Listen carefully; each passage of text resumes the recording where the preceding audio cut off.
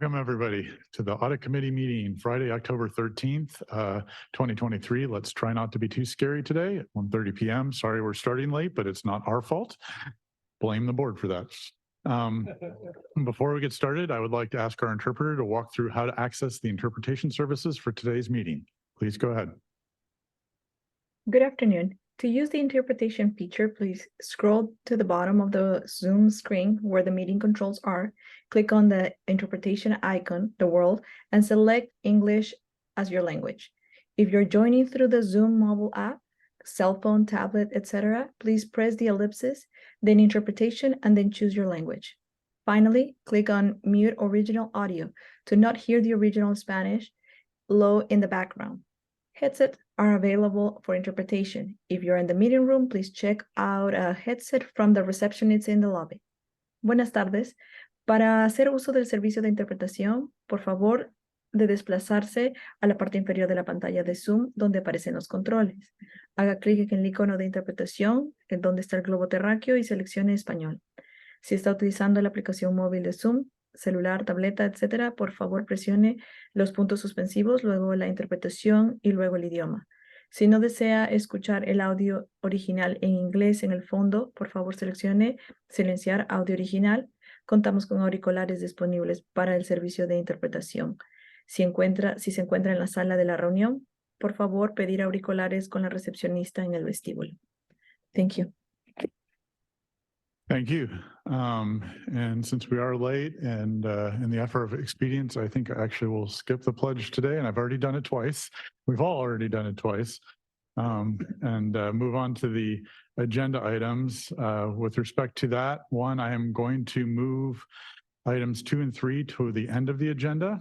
And then the other thing is for timing purposes, since we are short, I will reduce a little bit of the time on the non-agenda public comments. We will limit that to 2 minutes per person.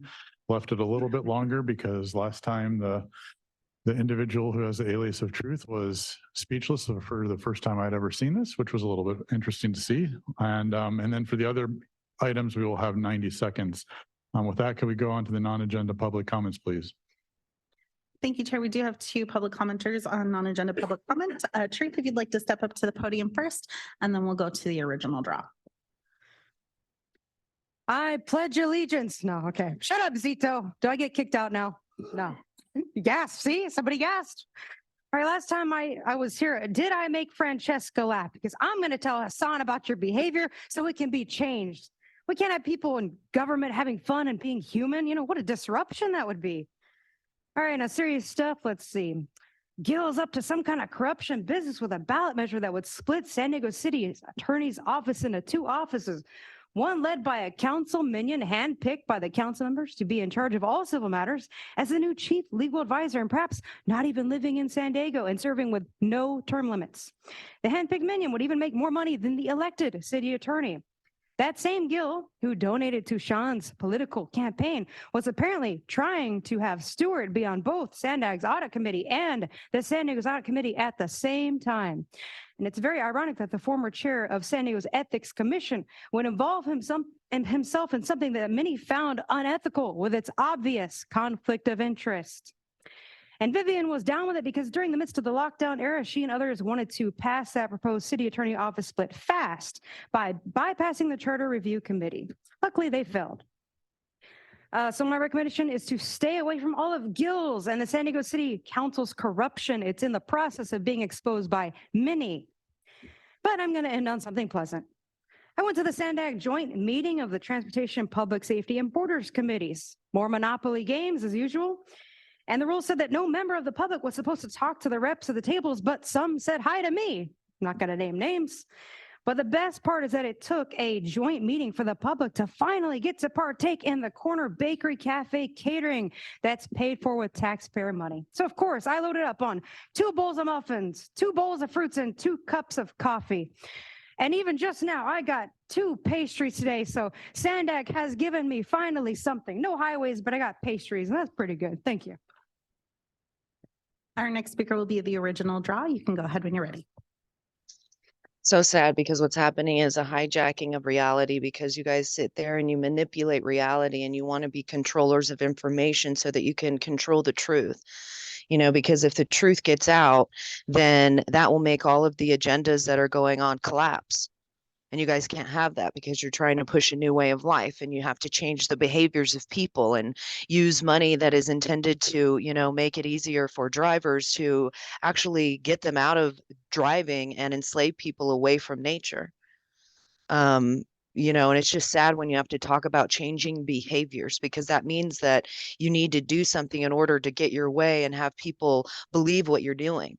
So you're sitting there and you're lying to them and you're telling them, you know, that we need to save the planet. It's just so funny that it's like it costs more to live to save the planet, you know, and it's instead of saving the people and we, you know, don't do the things that and spend the money on things that actually better people's lives. And it's sad because a lot of people have trust in you, but most people don't even know about you guys. And they don't know what you're doing. They don't know that you're spending hundreds of billions of dollars of their money to enslave them, all under a fictitious, you know, fraudulent agenda. That's a globalist agenda. Ones that people, you know, want to depopulate. They actually don't care about human life. And no matter what you guys do to try and enforce this new way of living with this whole green energy and all this, which is anything but, you know, you're leading yourselves down a path of destruction as along with us. Because one day you're going to have to meet our maker and, you know, answer to him and explain away why you were doing this and enslaving the people and lying about all this stuff. You guys are educated. You should know better. But instead you're using this to push something that is fraud, waste, and abuse upon the people. And that's what this, you know, committee is supposed to be dealing with. So you can't even do that because you can't admit it. Here, that concludes the public commenters. Great, thank you. I would like to, in general, hold member comment to the end of the meeting, but if somebody needs to make a member comment now, let me know. Okay, thanks.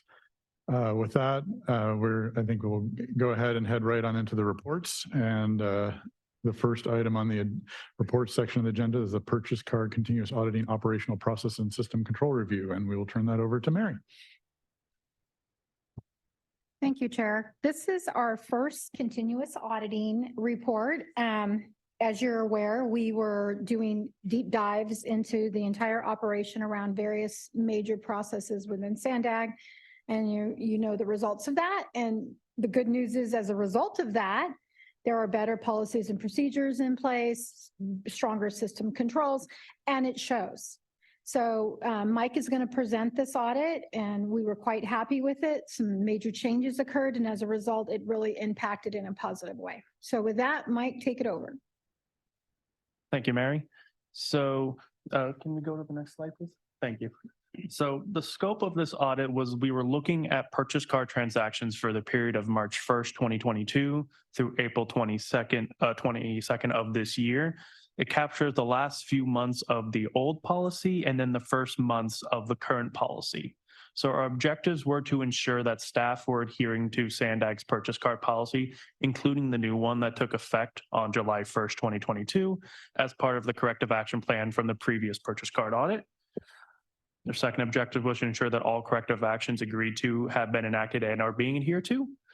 And lastly, to apply tests and perform procedures to verify and assess SANDAG's ability to properly obtain, store, and track supporting documentation and adequate records of process and controls in adherence with policies and procedures.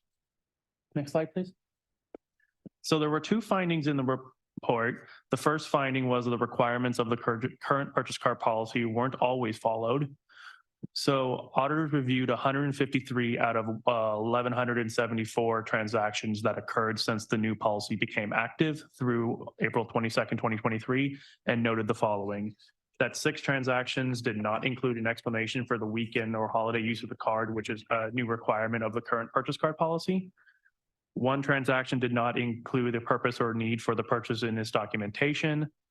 2 transactions were auto renewals of subscription fees, which the purchase card policy does not allow.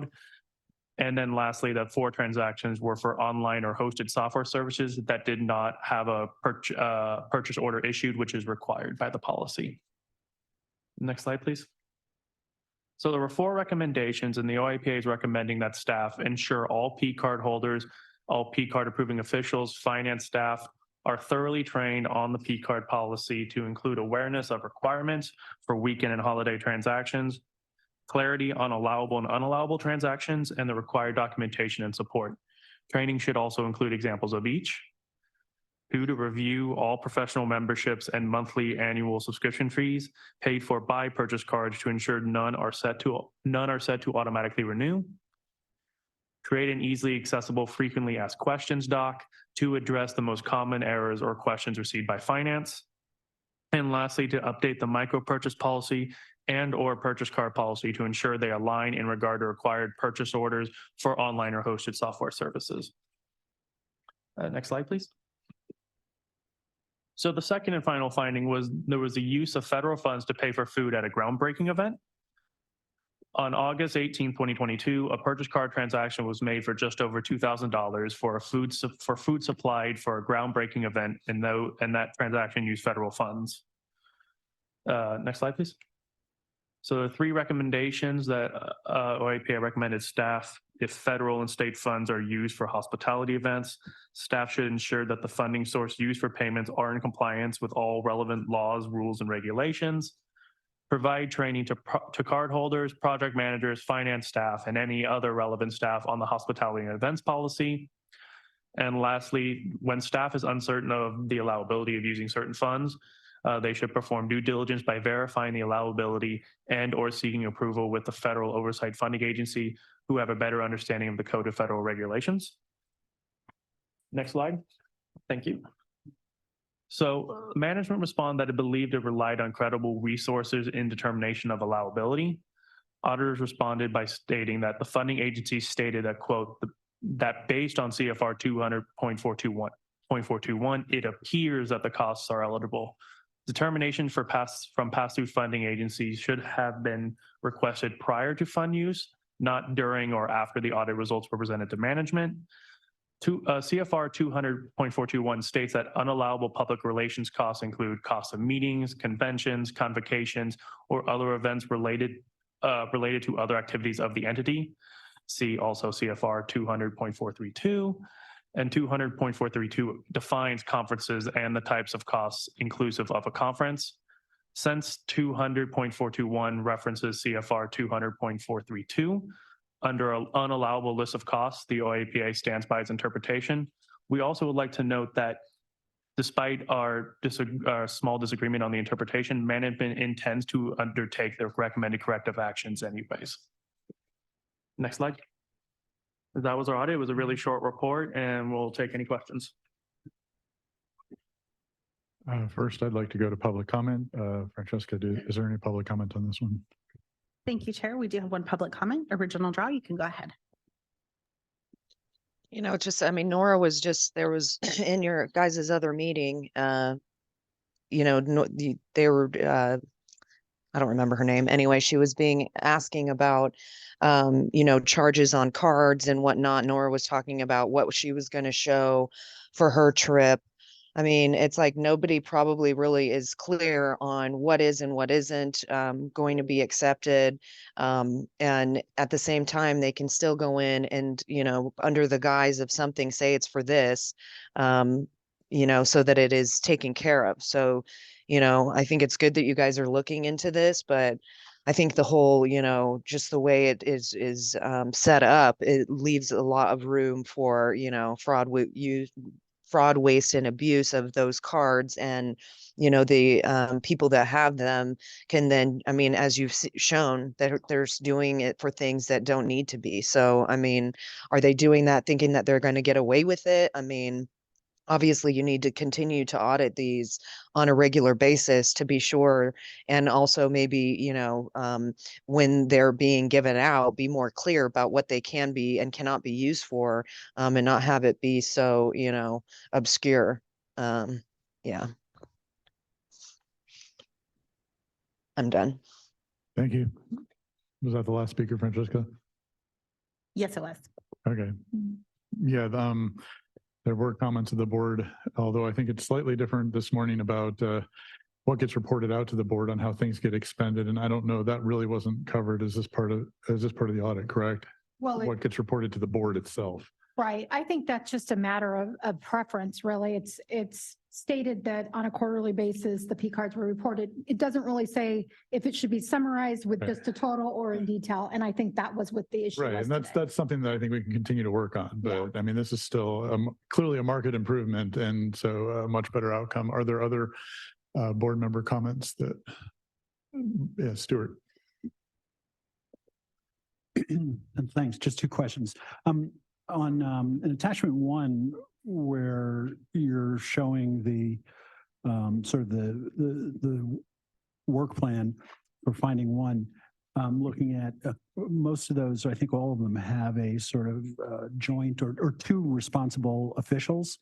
And just for clarity, does that mean that both people have joint responsibility, so both have to sign off, or is one person responsible for certain pieces of the remediation? How does that work? Michael, what's the requirements under their policy?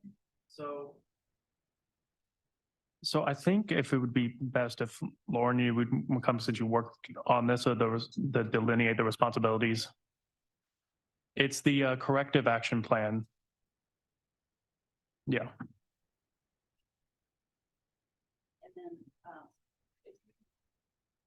Let me know exactly. It's it's the document that says proposed action plan implementing the purchase card continuous auditing recommendations. What It's page? page 13 of 17 of attachment 1.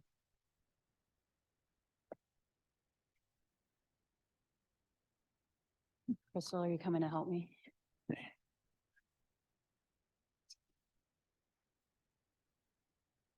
Well, I don't know if this would help, but for each of the management planned actions, it shows two people as responsible officials, Lauren and Melissa. And I'm just curious, operationally, does that mean that they have actual joint responsibility and will both have to sign off before this is viewed as complete, or how does that work?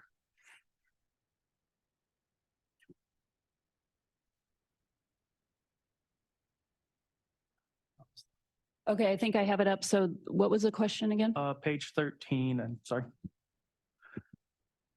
Just operationally, there are two people listed as responsible. I guess I'm more used to one person as the ultimate. So typically, Stuart, the individual Lauren would be responsible for assuring that that action was taken.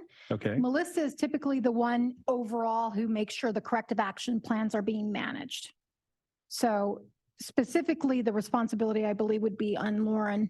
And then Melissa just is the one tracking all the corrective action plans. She's always been a part of Okay, that. all right. Okay, that makes sense. And then I don't know if there's anybody in the room who could speak to the fact that I think all four of those items for finding one have target deadlines for December 31st. We're quite close. If anybody could speak to whether there's a confidence level of being on track to complete those. Thanks. So I think I can speak to that. The nature of these planned actions are really have to do mostly with training and policy clarification. We've actually already made those policy clarifications and fixed some of those items that weren't quite clear. So that has been done. That was done immediately. And then the others, we will follow up with just further training.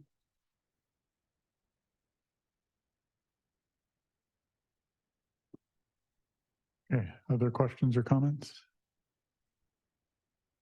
I see no one.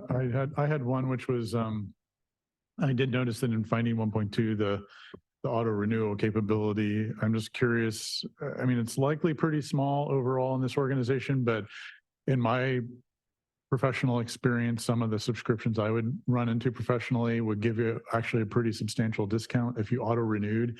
Are there waivers or ways to work around that for that? Or it's just, this is just the way it is? It is the way it is, Okay. because we have a lot of memberships, professional memberships as Yeah. auditors, and it always asks us, do you want to automatic renew and you'll get 10% or whatever? We Right. always have to unfortunately say no, Right. because it is about control. Right. And Understood. so it's just, it's a missed opportunity for us, but it's usually minor, but still the control outweighs that, the control risk of not having that renewal. Well, which is why they do it. And I understand that. There's certainly ways to build around that, but I mean, if this is where we're at for now, that's, I understand. If they actually wanted to bill an invoice and send it in and get payment, we could do it that way. I Right. just don't think, again, the cost benefit Yeah. of doing that is Okay. there.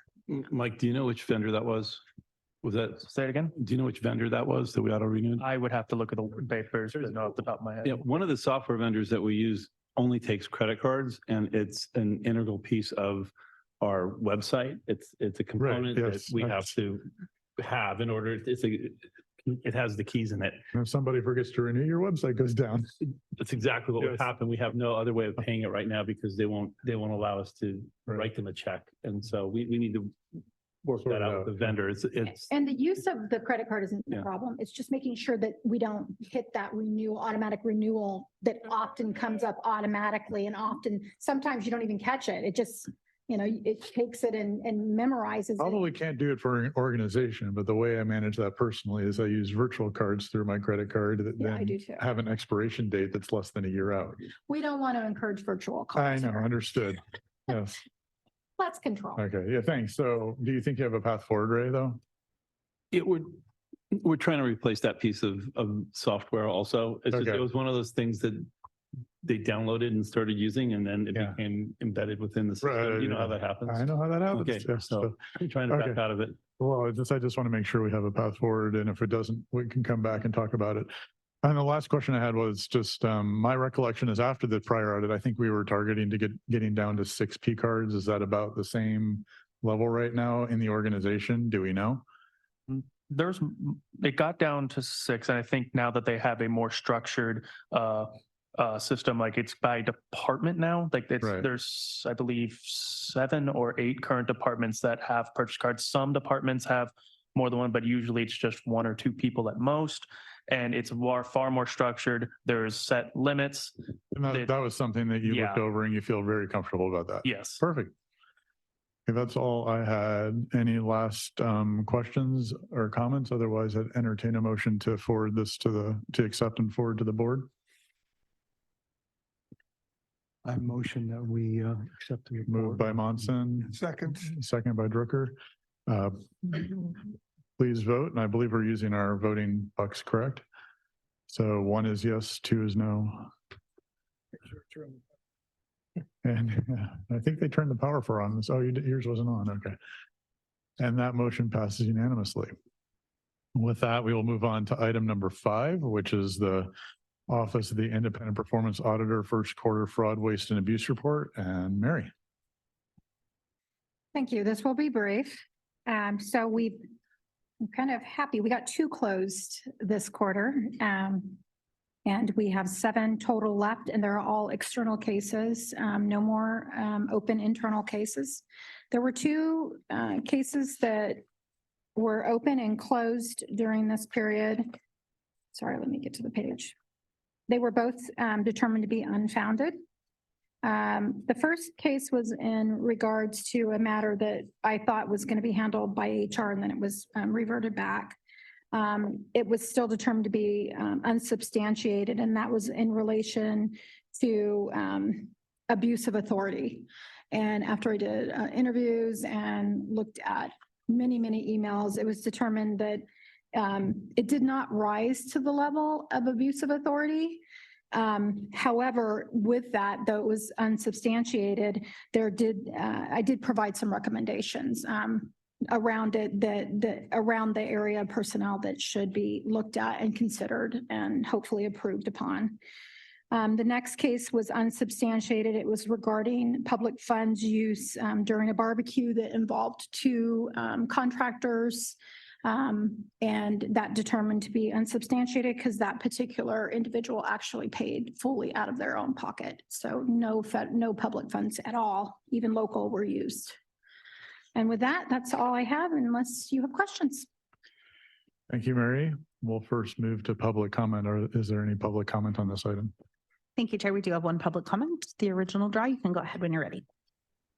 It's kind of sad when you're sitting here talking about abuse of authority and you'll see and then be the ones to determine what will rise to that level. because like we have a massive amount of abuse of authority happening all over the place. And many times when it's the people in authority and or, you know, in the same entity, they're not really going to recognize that it is abuse of authority.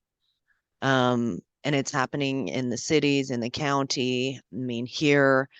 So, I mean, you can see the way that Nora acts when she's running a meeting and has to kick somebody out. That's an abuse of authority, and nobody does anything about that. So it makes me weary to believe that if you guys are the ones determining what is an abuse of authority, and if you believe it doesn't rise to a certain level, I mean, if the person experiencing that is experiencing something else, you know, it's like me going to the sheriff after being beat up by a sheriff and thinking that they'll do something to actually help me, when in reality they never will, because they're not going to go against their own, even if it is abuse of authority.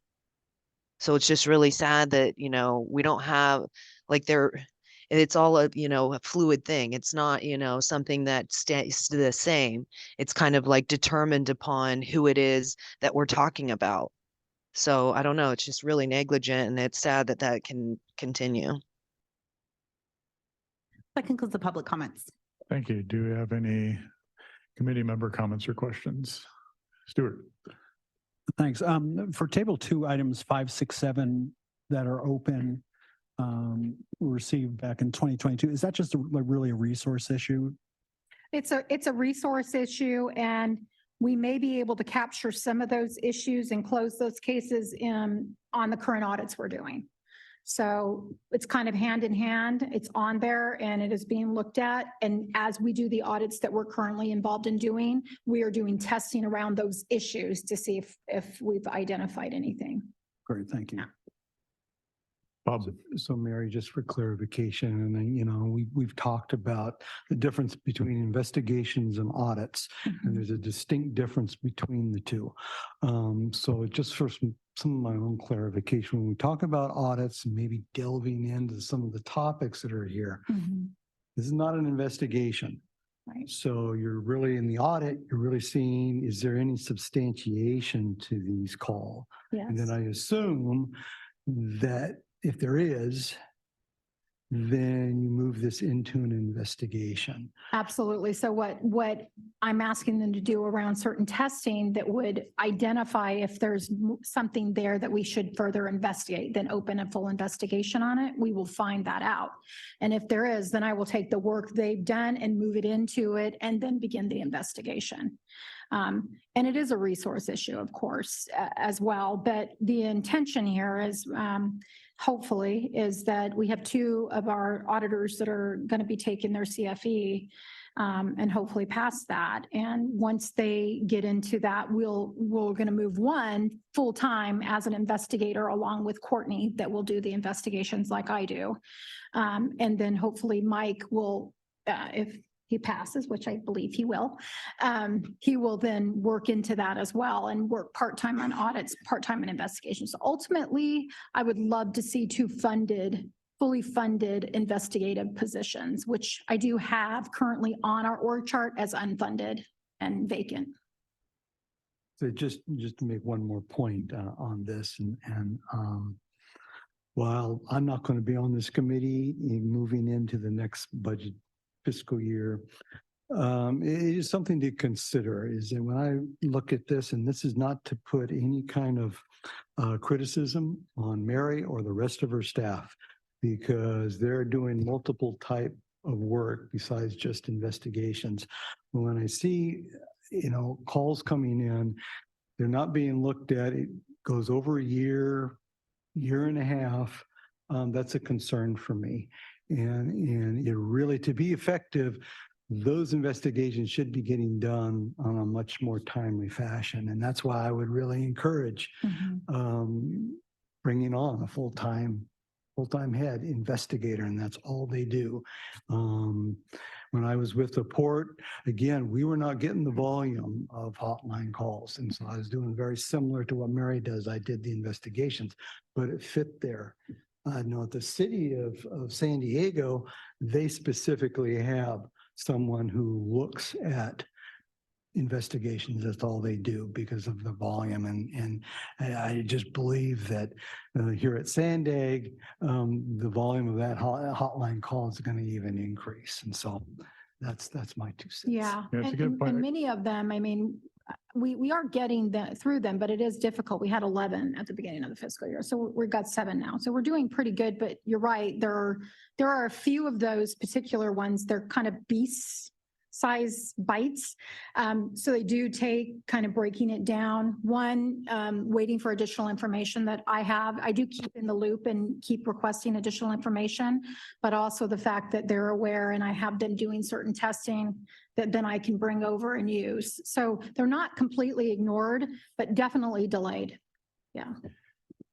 Yeah, and it's a valid point. I do think it would be useful, as Mary, as you're transitioning to the new IPA, Courtney, to share your thoughts in that particular area and see what you think. Because I mean, you had the disadvantages of the first couple years, there wasn't any staff here, Right. and you have staff now. So you were doing a lot of both jobs. Yeah. And then I don't know, when I looked at this, it seems like we had a spike for some period. I don't know if there's something that drove that spike.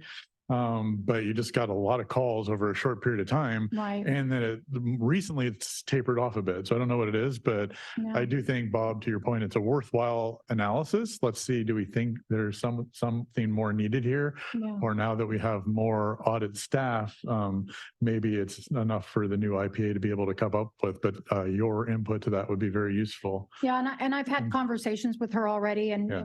we both discussed it, but definitely I think we're on the right path, trying to get 2 of our current auditors certified as fraud examiners Right. will help. And then potentially, hopefully get at least 2 additional positions would be helpful as well. And relative to that particular topic, I did notice that the 5th investigation has been open for 18 months. I don't know how much work has gone into that, but do you feel comfortable about the handoff? Are we, Yeah, I do. because there's 18 months could be a lot of work or a little bit of work. I just don't know what it is. Yeah, and work is getting done on that. Yes, but right. that is a very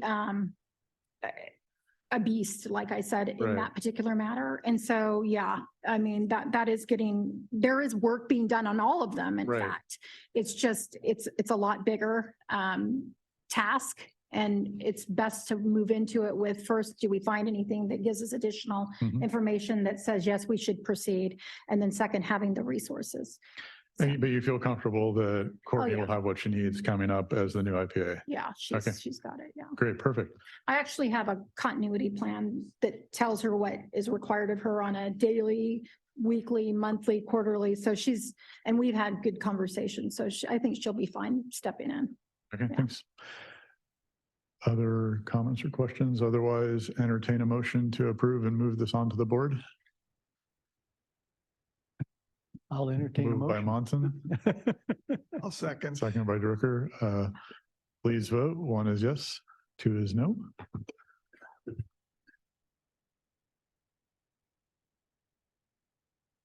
That motion passes unanimously. So with that, we will move on to item number 6, which is matters to be communicated in accordance with auditing standards. And this one I turn over to Jennifer. Excellent. I believe I have a PowerPoint presentation. If you can pull that up for me. Thank you. Well, good afternoon, Chair and Audit Committee members. I'm happy to be meeting with you for the first time officially as your new auditor for the fiscal year ended June 30, 2023. We put together a short PowerPoint presentation to go over the scope and timing of the audit and also cover some of our audit risk areas that we've preliminarily identified and a little bit into our approach with those items. See if I can get this to work. There we go. This is just kind of the plan of what I'm planning to cover for this presentation. And at the end, I just wanted to talk to you about a new accounting standard that's going to impact the financial statements for this year. I was talking about bringing the team here for you. Maybe next time I'll bring them all. But without that, I at least wanted to put some faces up on the screen to tell you about who our key team members are on your audit. I'm the partner responsible for the audit and I have two managers on the job, Christina Vargas, the first one, she's handling the financial statement audit, and then Kyle Haas in the middle is handling the TDA audits. And then I have two supervisors responsible for this engagement that will be on site, Michaelin and Stephanie, and they will be handling most of the day-to-day audit work.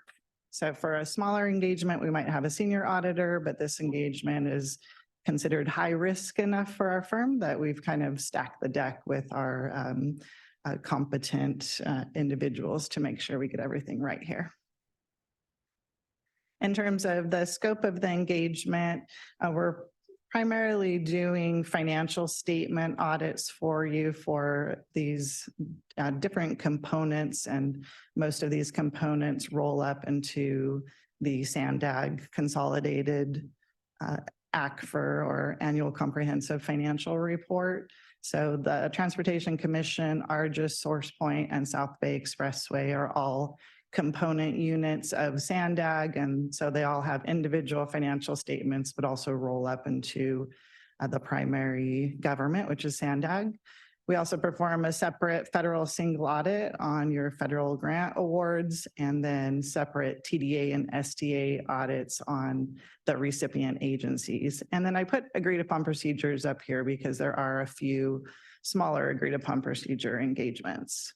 And so for the financial statement audits, there's two components within them, the financial statement component, and then also a compliance component where we are testing for compliance with laws and regulations that are material to the financial statements.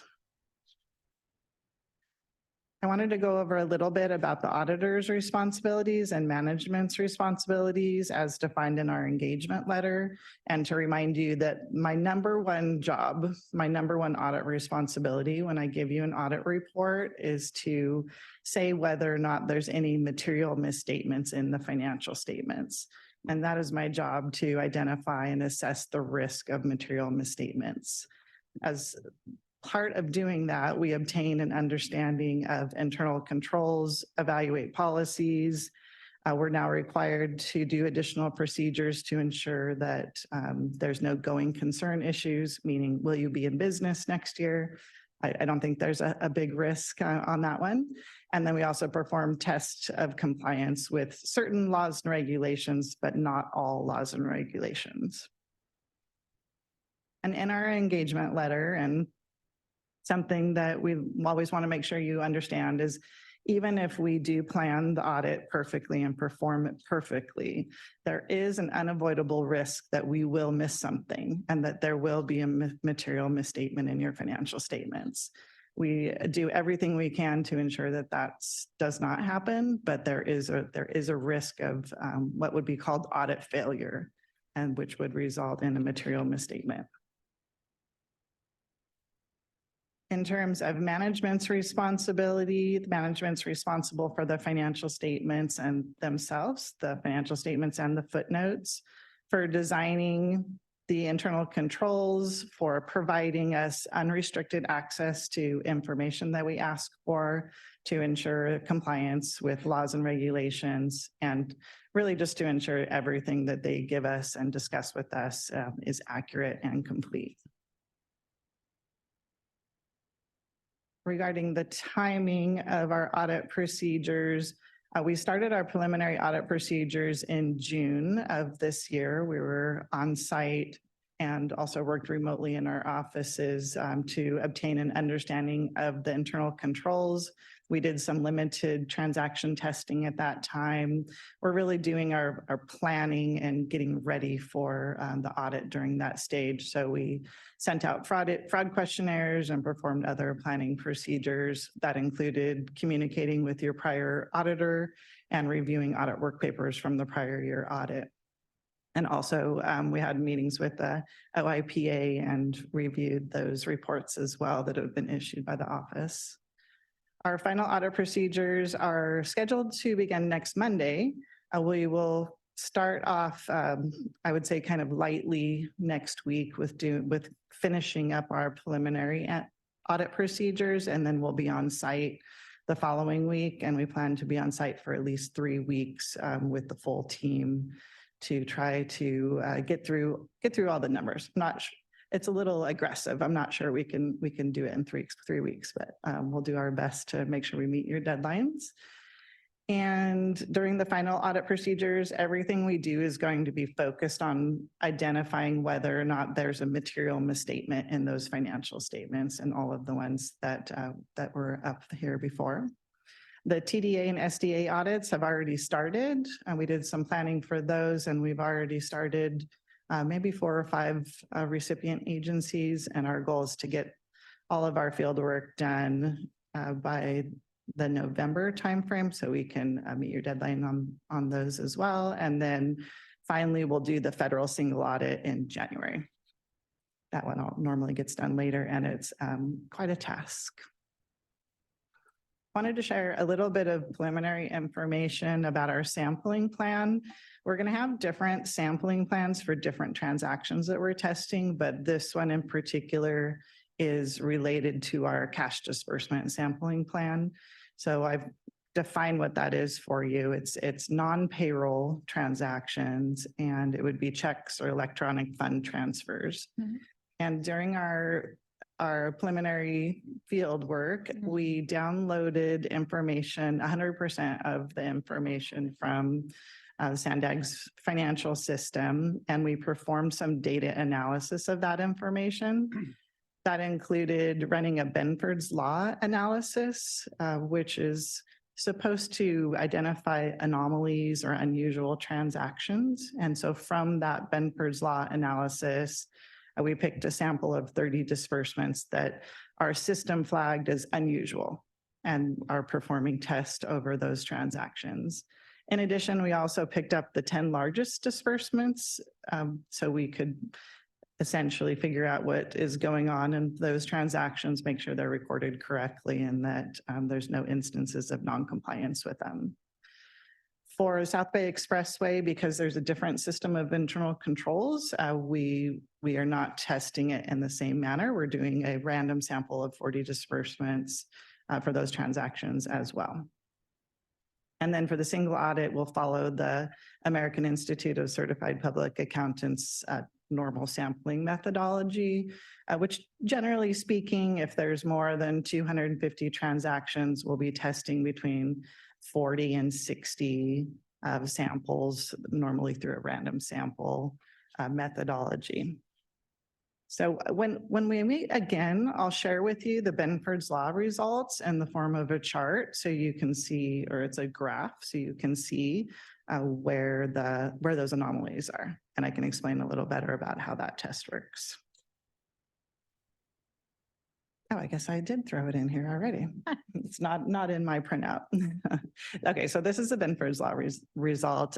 So what Benford's Law is, it shows the natural distribution of any set of numbers.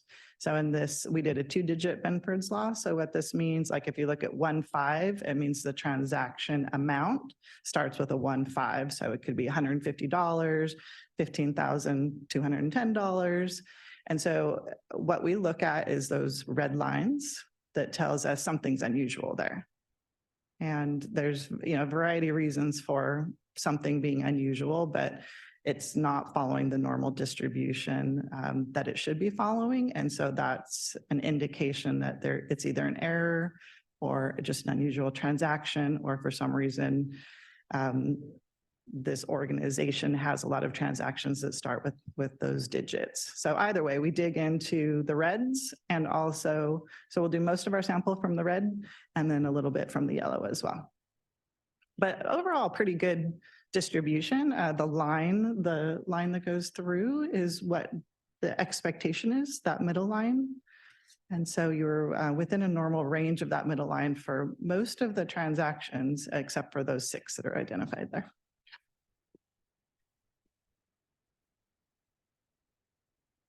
So that leads me into identifying audit risk and what our process is as we're identifying audit risk. the auditors are evaluating risk at different levels. One of them is our internal knowledge of the entity. We identify external factors such as COVID-19 or changes in the state laws. We have government risk alerts that are issued by our national auditing organizations. And then we look internally, we look at fraud inquiries that were sent to SANDAG staff, the results of the independent performance auditor reports, and also those in governance and the audit committee and any concerns that you have. We take all this information together to determine what our risk assessment is. And once we've identified those areas of risk, then we look at our normal audit procedures and we add on to them. So let's say if there's no risk in the organization, we would have a certain set of procedures that we perform. So for every risk we identify, there's additional procedures, and those procedures will go into a certain amount of depth depending on how significant the risk is. So the risk areas that we communicated in the packet to you in our SAS letter to you are 4 primary areas. One of them is the implementation of this new accounting standard, the subscription-based IT arrangement standard. Anytime there's something new, there's kind of an inherent risk that it could be recorded incorrectly. So we're performing additional testing of that area to make sure those transactions are recorded correctly. Possibly most significant area of risk for us is the audit reaction to the OIPA reports. We've reviewed the last 2 years of reports, and this evaluation involves obviously reading through the whole report and trying to summarize the issues that are identified and putting them in buckets, if you will, of risk for us. So we're primarily looking at each issue to determine if we believe it has a risk of material, if it increases the risk of material misstatement in the financial statements. So, for example, the item that was discussed, the $2,000 that was discussed earlier, we have to think about it. If they found that issue, could that issue be indicative of a problem and a bigger issue? And if so, we would need to do additional audit procedures to determine if that issue is material. But for that issue in particular, it's a good one to talk about as an example. The single audit threshold for reporting question cost is $25,000. So the federal government would tell me, don't even put it in your report unless it's over $25,000. So $2,000 is very important to the OIPA and to this organization. I'm looking at things kind of at a higher level. I'm looking at materiality and looking at what the requirements are to report to the oversight agencies, such as the federal government. So part of, and a very important part is going through all of those reports and trying to put everything in a bucket of how would this issue result in a material misstatement? And if so, what are we going to do to address this issue? And it's a time-consuming process and a thoughtful process.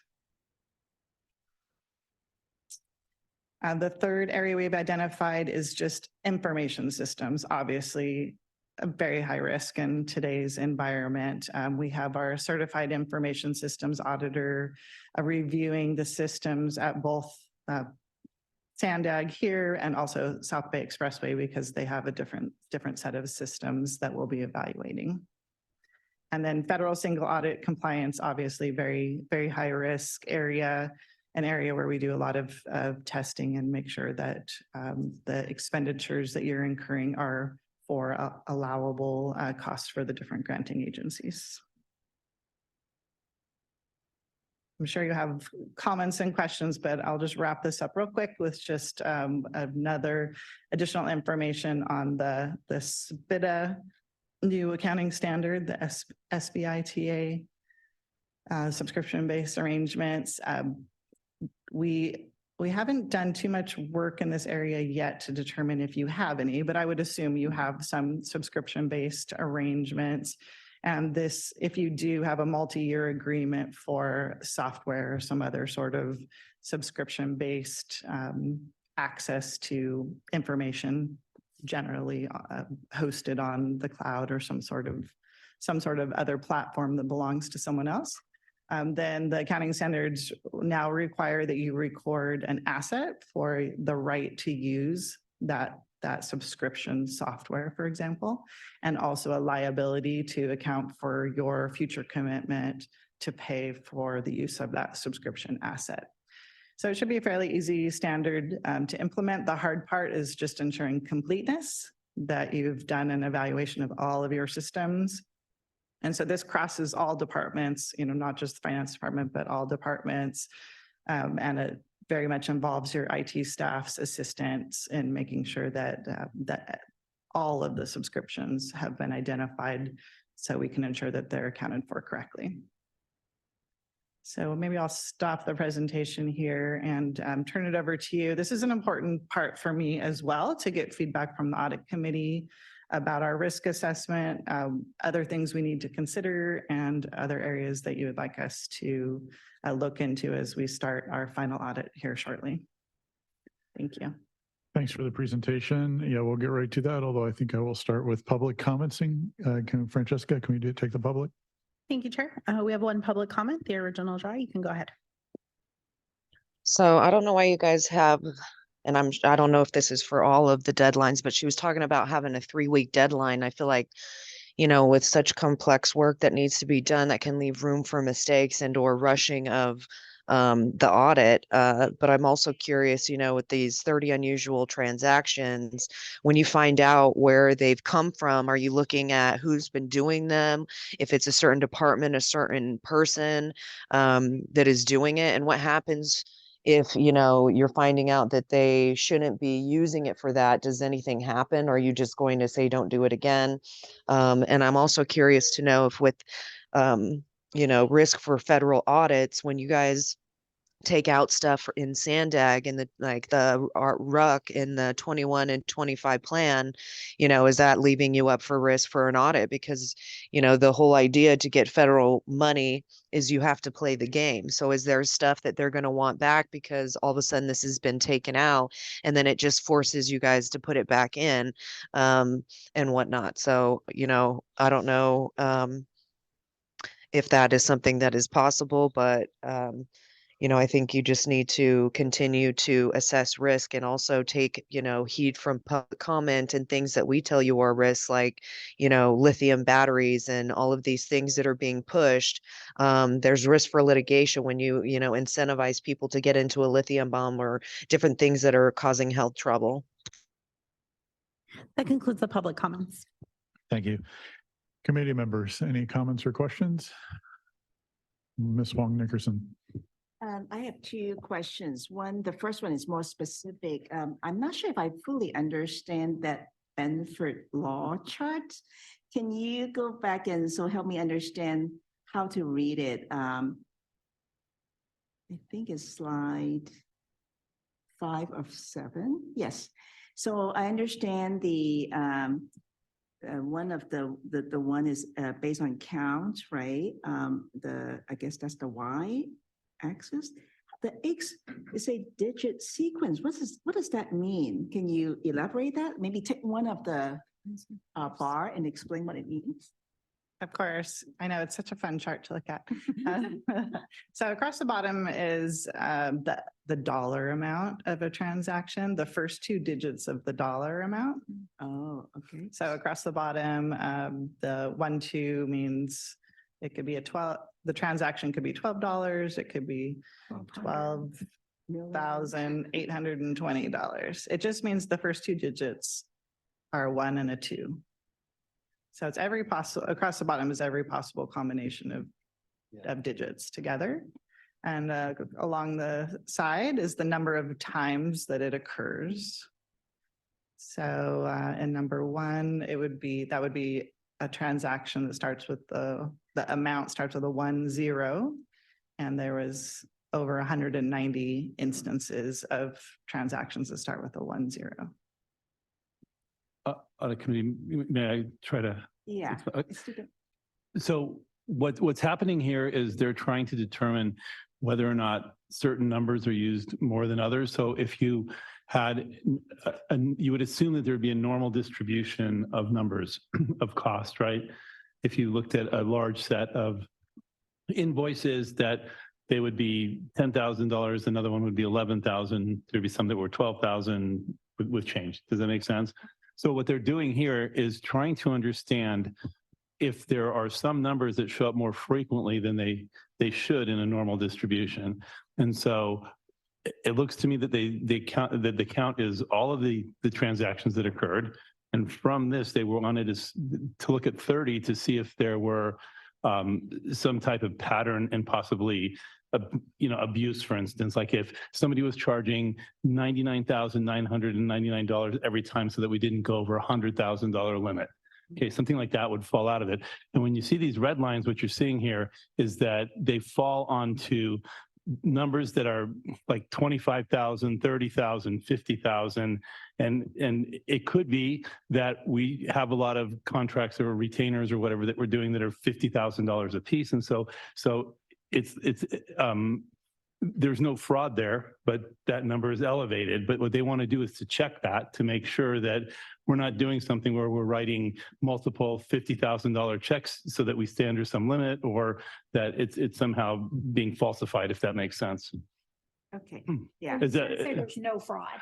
You can't, well, You can't say there's no fraud until it's tested. okay, so, but what they're trying to do is to figure out where the most likely areas are that you would find. suspicious, Yeah, yes. and that's what the red and the yellow is showing at this point. All right, so it's interesting that I guess the criteria is to use the first 2 digits of the numbers. Doesn't matter, that could be a 6-digit numbers or 2-digit numbers, but somehow it works. I mean, Well, I'm sure there's some. Because you should have a normally distributed set of numbers. If it was truly random, that would be what you would expect in a distribution. Oh, because it's not truly random, right? I mean, there's a natural curve somehow. I mean, I'm with reason, I don't really understand the distribution supposed to work that way. Right.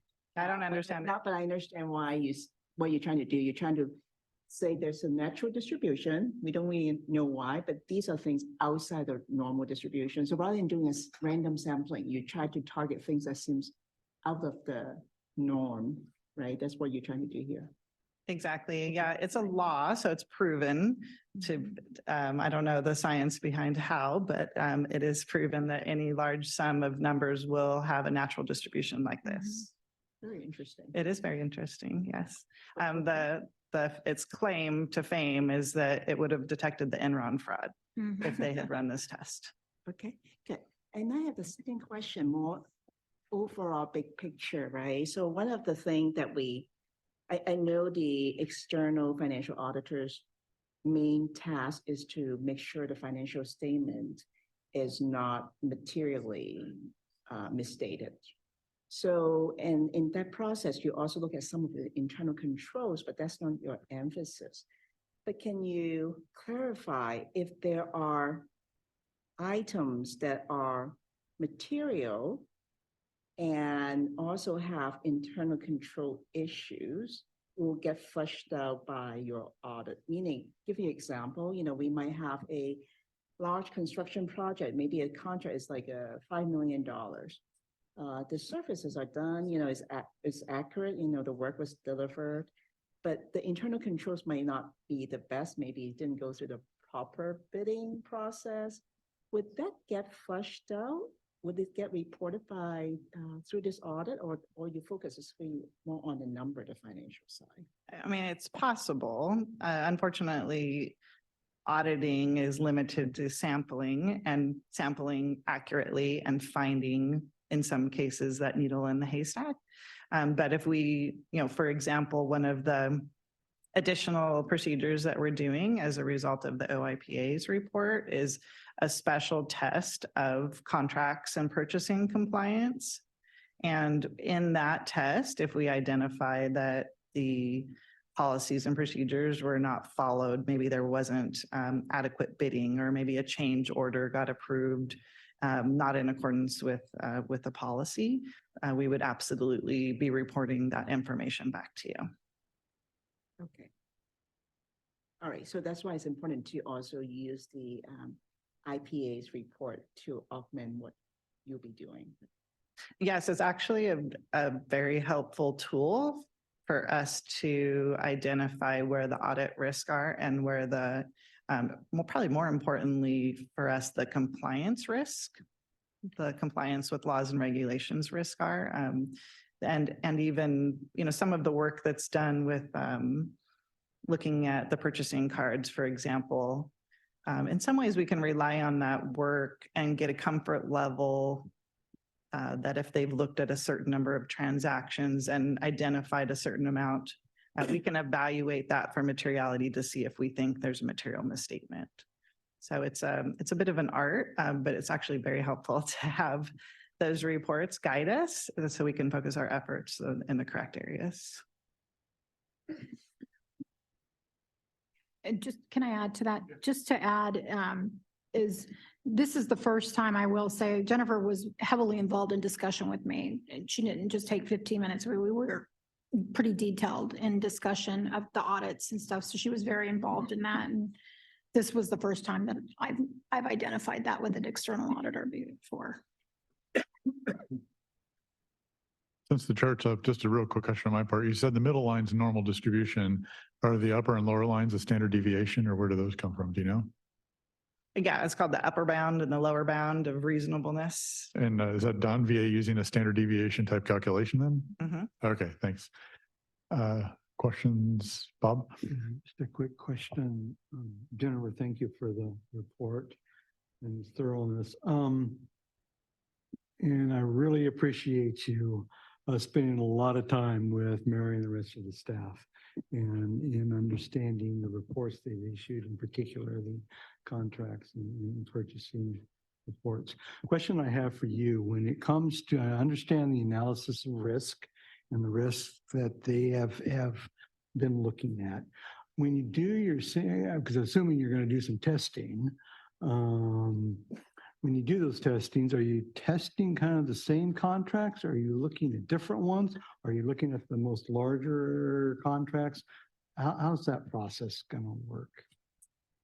I wish I had brought my sampling. We'd already picked the sample for the construction contracts. I believe we selected them based on size because our focus is very much on materiality. So we're looking at we're trying to get kind of a coverage ratio of the bigger ones. But unfortunately, that means there could be some much smaller contracts that we never look at that could have issues that would not come up during our audit. And I understand that. I guess, and Mary and I have had these conversations. I always get concerned about duplication of effort, you know, and that's why I asked you the question. I understand that you may not be looking at the smaller ones. It makes sense. It falls into your view of risk and what you're supposed to be doing on financial statement type audits. So that's why I asked the question. Thank you. Stuart? Thanks. And also thank you, Jennifer, for the presentation. I particularly appreciate your very user-friendly explanation of how you differentiate the work and focus of what you do versus the work and focus of what Mary's team does. You know, we've all spent a lot of time focused on her work product, and so I think you really framed it quite well. But with regard to your describing how the work that she's done and her team has done as informing your assessment of the control environment, let's call it the risk environment here. I'm curious if you could just give us maybe a little bit more granularity on how you're taking that into account with some of the incremental testing perhaps. So for example, are you doing larger sample sizes in some cases than you might otherwise? Or if you could just give us a couple more examples of how that has influenced the actual work plan that you guys are executing on. And then I have a follow-up just relating to the IT portion, but maybe start with that. Okay. Yes, it's kind of mathematical, the process. Well, in my head, everything's mathematical. So we go through the OIPA reports and put them in categories. In some cases, there's some repetition between some of the reports or follow-up reports. And then for each item, noted, we are evaluating, again, whether or not it impacts the risk of material misstatement, and then evaluating what we need to do to change our audit approach, and also how much of that we need to do. In some cases, we might be able to pick a small sample, maybe focus on the larger items to see if there's a material misstatement there. In some cases, we'll be able to, simply rely on their reports depending on if they covered the whole fiscal year or a large chunk of the fiscal year that we're looking at. So keep in mind that the OIPA's reports span historical periods. Our responsibility is for this one fiscal year. So all of our testing will be addressed specifically to this one fiscal year. So it's hard to answer your question, because I know I'm not answering it directly, without having the specific item in a report. I could tell you the specific response. So let me ask it this way, which is just one aspect of it. Now that you've gotten into the OIPA reports and you have some understanding of how that will be approaching your overall assessment of the risk environment, would you foresee that you'd be having to spend additional audit hours relative to what you first thought of when we, had the conversation in the RFP process however many months ago it was? Definitely. Although you guys did a good job of warning me. Particularly, I mean, the most significant issue that we want to get comfortable with is the purchasing and compliance issues that arose. The purchasing card issues are significant, and yet I haven't quite concluded, but I feel like there's been enough change and enough follow-up to prove that there's been some improvements in that area, which is going to reduce the risk of material misstatement.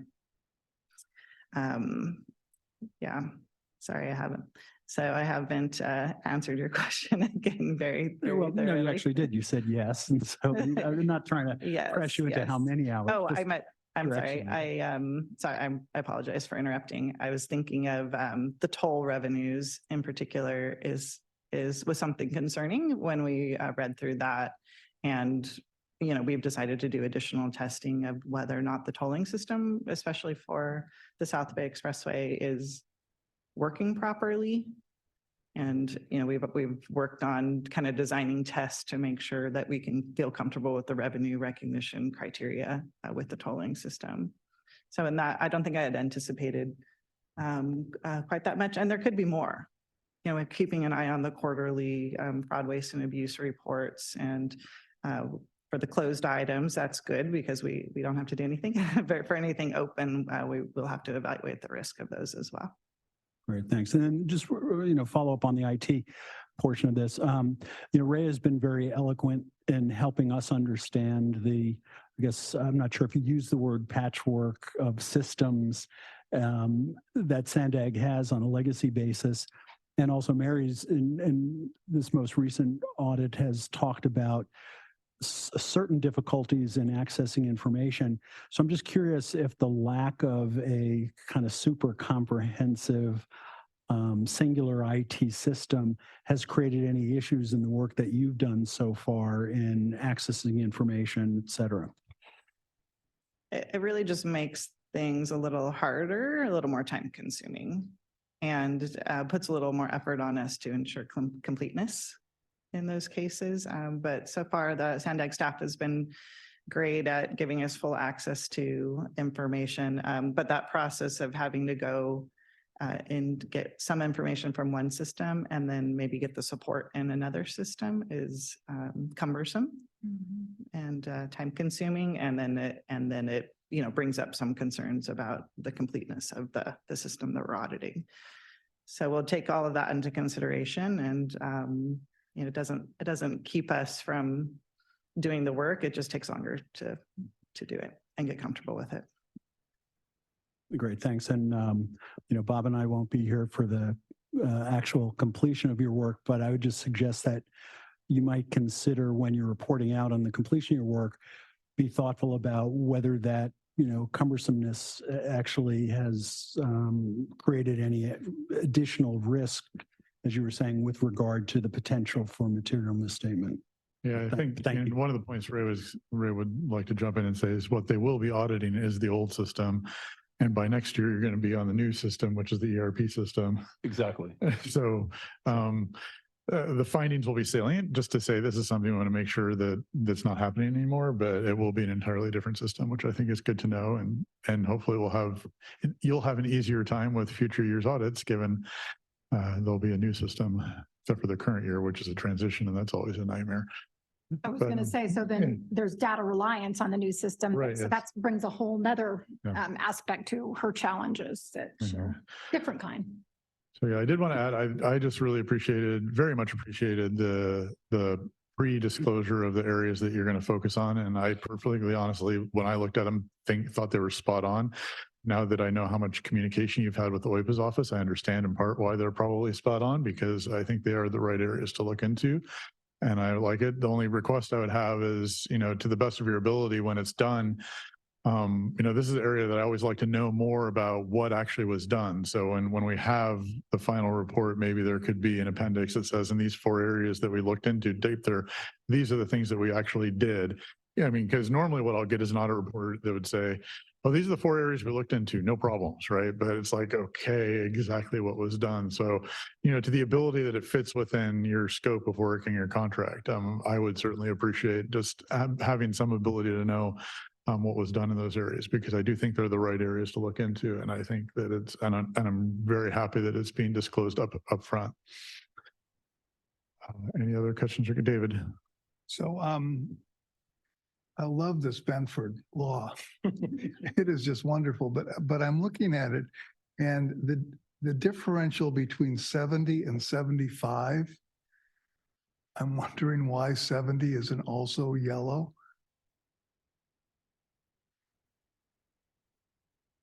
Oh, it must have been close enough. I see it now. Yeah, but I love, I think this is a great way to do it. I'm really happy with what you're doing and look forward to getting the results. Great.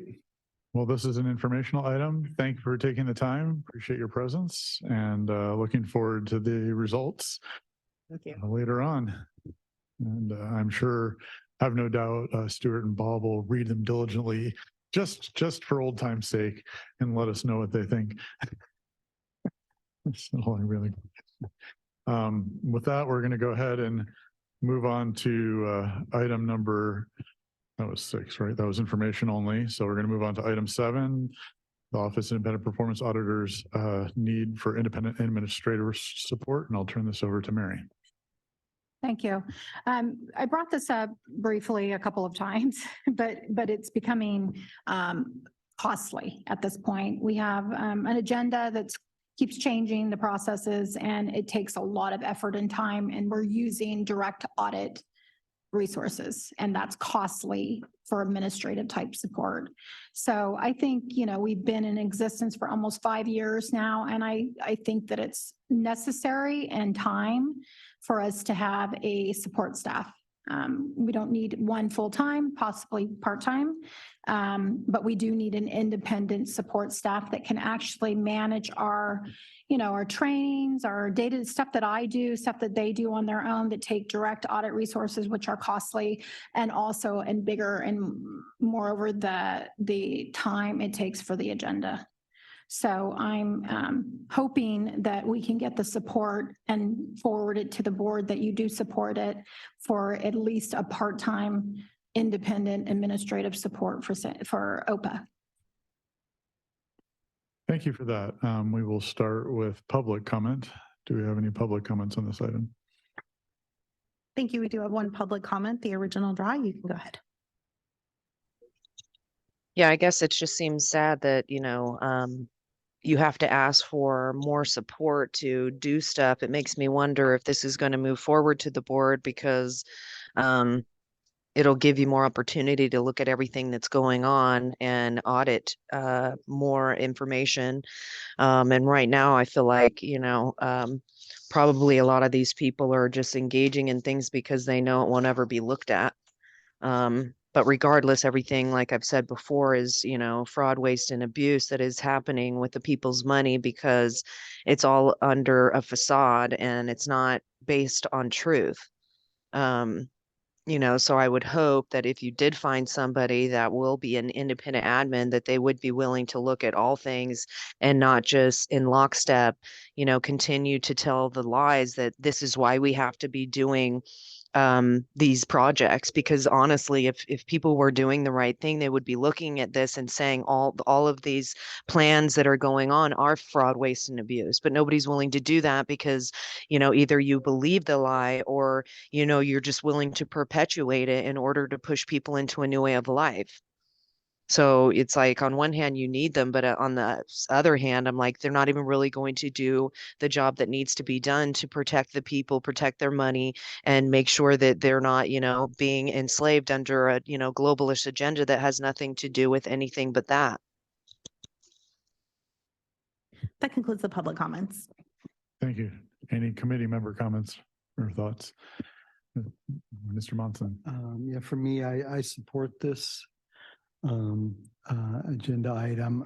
Given my background at the port, I know exactly how much work it takes to create agendas, to keep track of people's training, of making sure everybody's supposed to be where they're supposed to be. That's the job of the support staff. So I would motion that this gets taken to the board and that we would recommend at least a part-time position. Thank you. Sorry, did you make that a motion? Okay. And just for discussion purposes, is there a second at least? I'll second. Second by Drucker. Any more comments or questions? I would ask Ray, not to put you on the spot per se, but is this within the realm of possibility? Well, if the board directs us, it's within the realm of possibility. We don't have like open positions that we can just move over. We have a budget that has administrative headcount in it. And what would happen is that we would create a position that reported to OIPA, and that would come from somewhere else in the budget. I mean, it would. Is there room? Yes, it's possible. Yeah. Okay. I'm not going to say it's not possible. We do this all the time, right? We allocate resources where they're needed the most within the agency. So yes, it could be done. Yeah, again, I would agree that this is, the organization's getting a little bit big and it does need the support. It obviously isn't a full-time position, but it does need the support.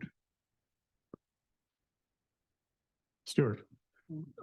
So just a question, to move this forward in an effective manner, does the proposal actually have to be more specific? In other words, does it need to be stated whether it's half-time, what the dollar amount would be? Is that, to actually move it forward within SANDAG, is that necessary for us to do at this point, or is just this more conceptual notion acceptable to go forward?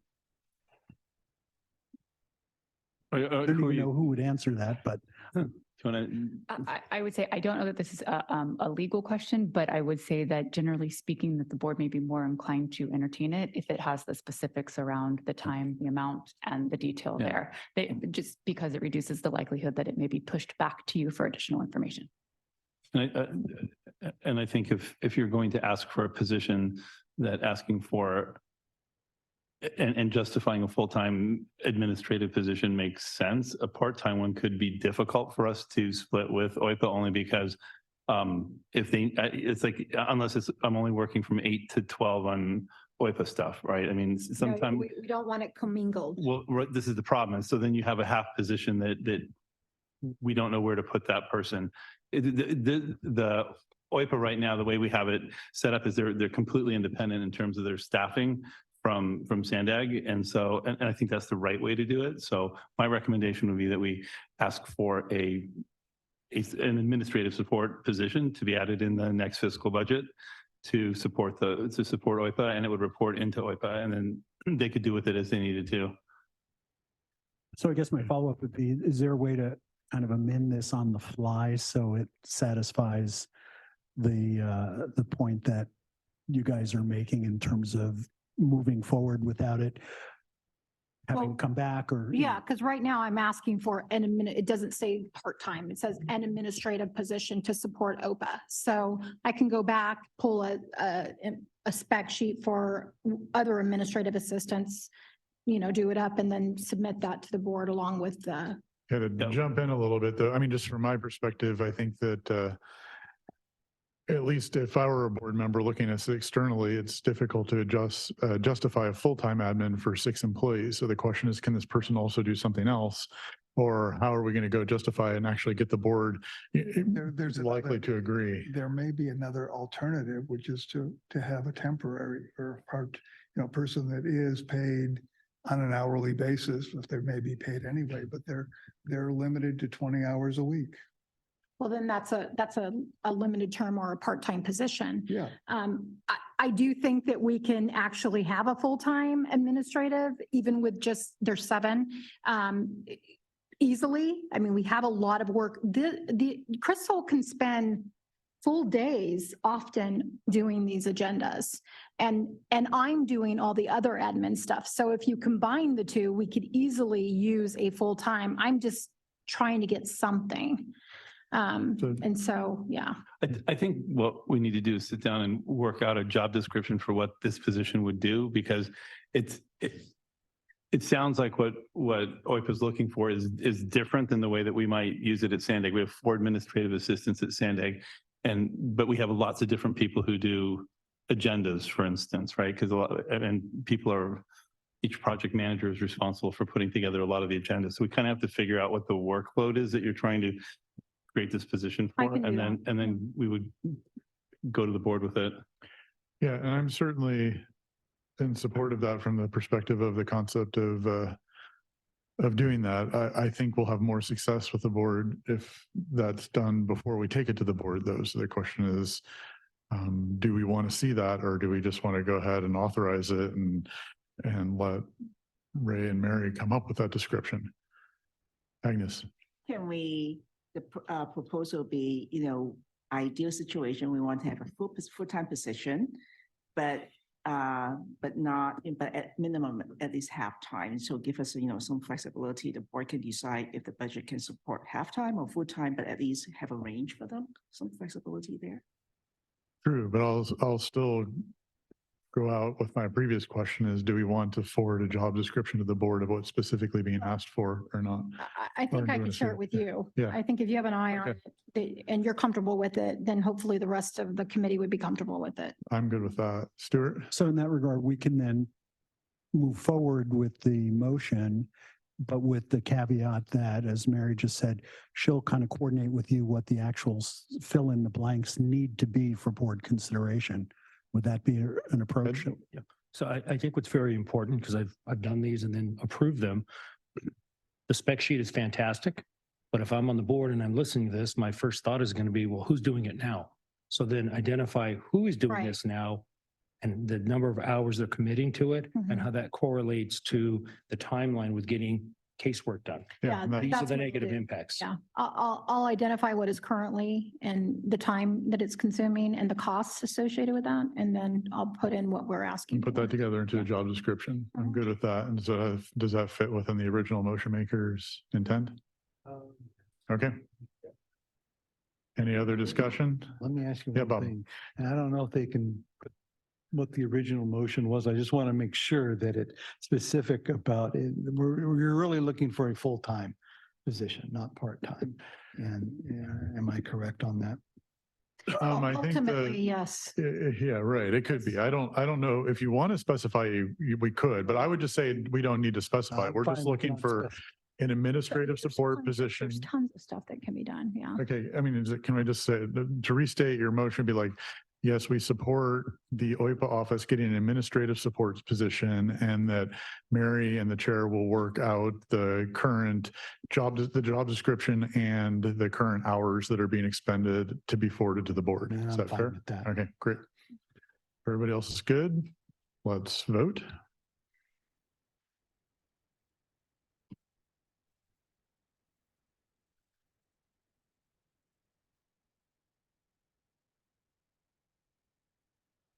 And that motion passes unanimously. With that, we move on to item number 8, which is update on retaining independent counsel for the audit committee. It's listing me, so I'll take it, but I would like to acknowledge all of the great help I've had from committee member Wong Nickerson on this particular topic, which has been useful and helpful. And as part of the agenda, we did get shared with us the policy that the city of San Diego is considering, based upon my understanding, is that's a policy that's going to be put to the voters because it requires a charter amendment for the city of San Diego. So while the language is there, it's not actually in effect today, and it won't be in effect unless it's passed by ballot, which is the current intent. My belief actually is when I read the news is the council did choose to put it on the ballot, but it was a 5-4 vote, so it was very close. But it will be on the ballot, and that's what I don't know if everybody's been online today, but after we saw this, member Wong Nickerson and I just took a stab at modifying some language, and that was circulated through email this morning, just to get some concepts out there as to how a version of that might look for the audit committee and the OIPA's office. And looking for feedback there. But before I go into comments or feedback, I will check for public comment on this particular topic. Do we have any public comment? We do have one public comment on this item, the original draw. You can go ahead. I guess I'm confused. Are you saying that you're going to be the independent counsel? That doesn't make any sense. You can answer. You're just not going to. Yeah, because whoever this is supposed to support the audit committee. And I mean, obviously you want someone to support it, but if it's, I don't know, like I said with the other item, we're not telling people the truth and we're not being honest. And so obviously whoever your pick is going to be someone that will support everything that you're doing and never, question it or have a difference of an opinion instead of just being in groupthink all the time. I think it's important for not everybody to just like feel the same way about stuff that's on a board, because otherwise there's no discussion. It's like you're all just agreeing with each other and pushing the same stuff. It's important to have, like I said, different opinions so that you can have like a discussion and not just kind of push stuff because nobody wants to rock the boat. I think it's important to rock the boat because that's how you get truth to come out. And I don't know. I just think it's sad that we are wasting the people's money to have all of these people doing things that if they were doing it in the right manner, our world would be different. It'd actually be a pleasant place to live in, and you would see success all around, not just constant, deterioration of society. So. That concludes the public comments. Yeah, great. So looking for if people have had a chance to look at that, comments, feedback, input, just to put some framing around it, my thought would be is that, so far this has just been between Agnes and myself, looking for feedback and any thoughts and that kind of stuff. With that, we would go back and then start working with staff on this and bring it back for actual approval to be forwarded to the board if necessary. At that point, and then we would also be doing that under the auspices of the new IPA, because this policy will obviously be affecting her as it comes into office. So that's my thoughts, but just wanted to get at least a draft out there so we could get some input on that in this meeting. So curious if anybody has any comments. David. Yeah. Unfortunately, it was about as clear as mud. Sorry, what was clear as mud? Your thoughts. Oh, you didn't see the email? I saw the email, okay. And it just needs to be, I think it needs to be worked on a little bit more. The concept is there. The underlying concept of being able to get an independent attorney when we need it is there.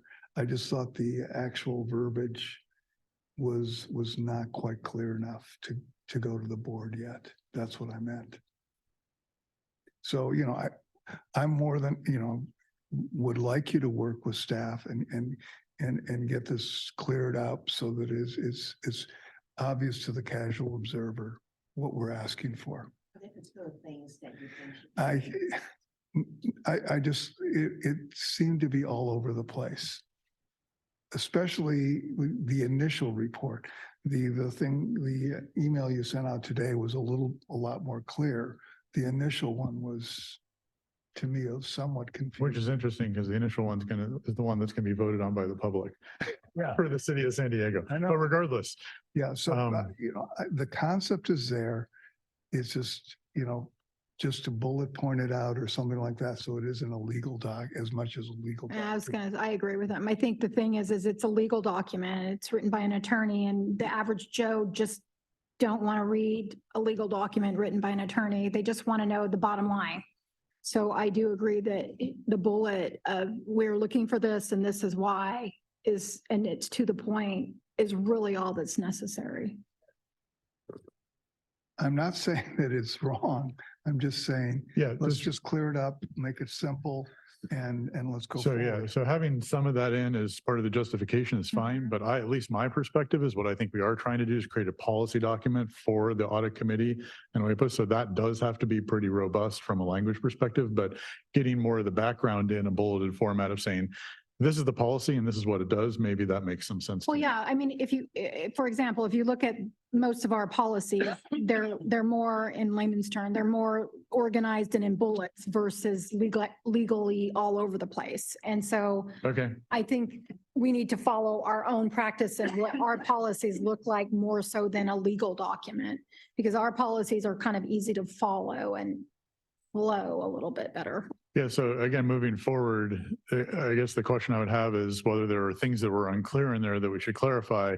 But the two, if people were general with the concept, I mean, I know Mary, you're short-termer now, but I could work with Mary and Amberlyn or, staff, say, let's turn this into a policy document that looks more like, or if you wanted to hand me off to somebody else on staff too, on your staff that we could, Agnes and I could work with to take that, actually make it more robust and then bring that back as something that could be voted on.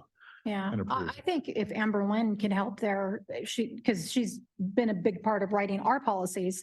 And if we just take Great. that document and put it into our policy format, Okay, it may be where it kind of makes things more understandable and flow for the average Joe. sounds good, yeah. Stuart. So I just have one quick question and then maybe some other thoughts. But I understand that at the board meeting today, there was some discussion about contracts and I'm wondering if we can take out the part about the board approval of the contract, because supposedly somebody said that because SANDAG's a JPA, the board doesn't need to approve contracts. I don't know if I'm getting that Oh, no, right, that's but- different. SANDAG is not a JPA. SANDAG is a special district. But what they were speaking about was CPS and contracting with CPS without a competitive bid, and CPS is a JPA. Okay, got it. But So they stated that there was no need for I don't necessarily agree with, no need for a competitive bid, that they could just hand it to CPS because it's a public agency, JPA. So there's no need to do an open competitive bid. That's what they were talking about. okay, so that's the bid part, but then there's also the contract approval part, and wasn't part of the issue that the board hadn't previously reviewed and approved the contract, and Yeah. there's some Yeah, so discussion hypothetically, around as the- long as it's under the executive director's signing authority, I believe he could do something, but it has to fit somewhere within the board's overall guidance, correct, or budget? So when it comes to the execution of a contract, it really relates to the budget. So if an item is budgeted, then the contract can be executed by the executive director up to the budgeted amount. It's when there is no budget to effectuate pay a contract essentially, that in certain circumstances, it has to go back to the board. If it's outside of the discretion or the authority of the executive director. With the understanding that the executive director still has to follow open bidding and contract and all that requirements. He still has to follow that. It just means that he doesn't have to bring it back to the board under a certain dollar amount. Correct. Gotcha. Okay. Well, then I guess the only other thing I would say is formally, this item was discussed by the committee at its June 9th meeting. It was discussed by the committee at the July 14th meeting. It was on the agenda for the July 25th meeting, and it was postponed on the agreement that it would be discussed at the next meeting, which would be the August 11th meeting. That meeting, against the wishes of committee members, was canceled. And then it was discussed again at the September 8th meeting. So I would move that we approve this, and I'd be happy to have Dave Drucker tinker with the language to his satisfaction, but I think it's just time that we approve this. And it's actually been discussed 3 years ago. I mean, too, this isn't like, this is another round of these discussions, but prior to Zito coming, we had those discussions as well.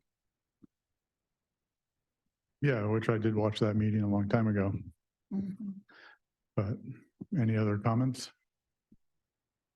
Well, I've made a motion. I know, I'm you know, waiting. if There could be anybody- a second, but So- I'm not going to second it. So Okay. do we have any other comments or questions? Or a second?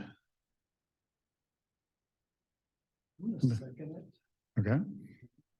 The comment I would make, I mean, what motion is to say we. I would move that we approve the document that was emailed to us with the proviso that whether it's Dave Drucker or somebody else will kind of reformat it. But that I believe that the document contains the essence and the principles that we've formally discussed for the past 6 months. And I know that the subcommittee has spent over the past month, you guys have spent countless minutes on this work. So I think that should be acknowledged as well. But I think it's time to approve this. And if it has to be reformatted, reformat it. Yeah, I would say that the gist of it is correct. I mean, what we want to happen is exactly in that document. I just think it needs to be formatted in SANDAG's policy kind of way instead of that legalized kind of way. Yes, Agnes. I agree, and I'm sorry, I have a hard stop. I need to leave in a couple of minutes, and I would love to be able, if we're going to put forth for our voting, my vote is yes, to move this. Well, yeah, you'll have to be here, so I'll try to call for the vote soon. You can pre-announce your vote. You have to be here for the full discussion. David. I don't have any disagreement with the concept. You know, and I think Dave the other Dave has described a way to get there, which is somebody's got to sit down and write it out now so that it's approvable by the board. And I guess that would be my comment as well, is that the subcommittee has done an awesome job putting this together. I read through it and I like all the concepts that are sitting in there. But it does reach the point where we just, like Stuart said, we got to get it done.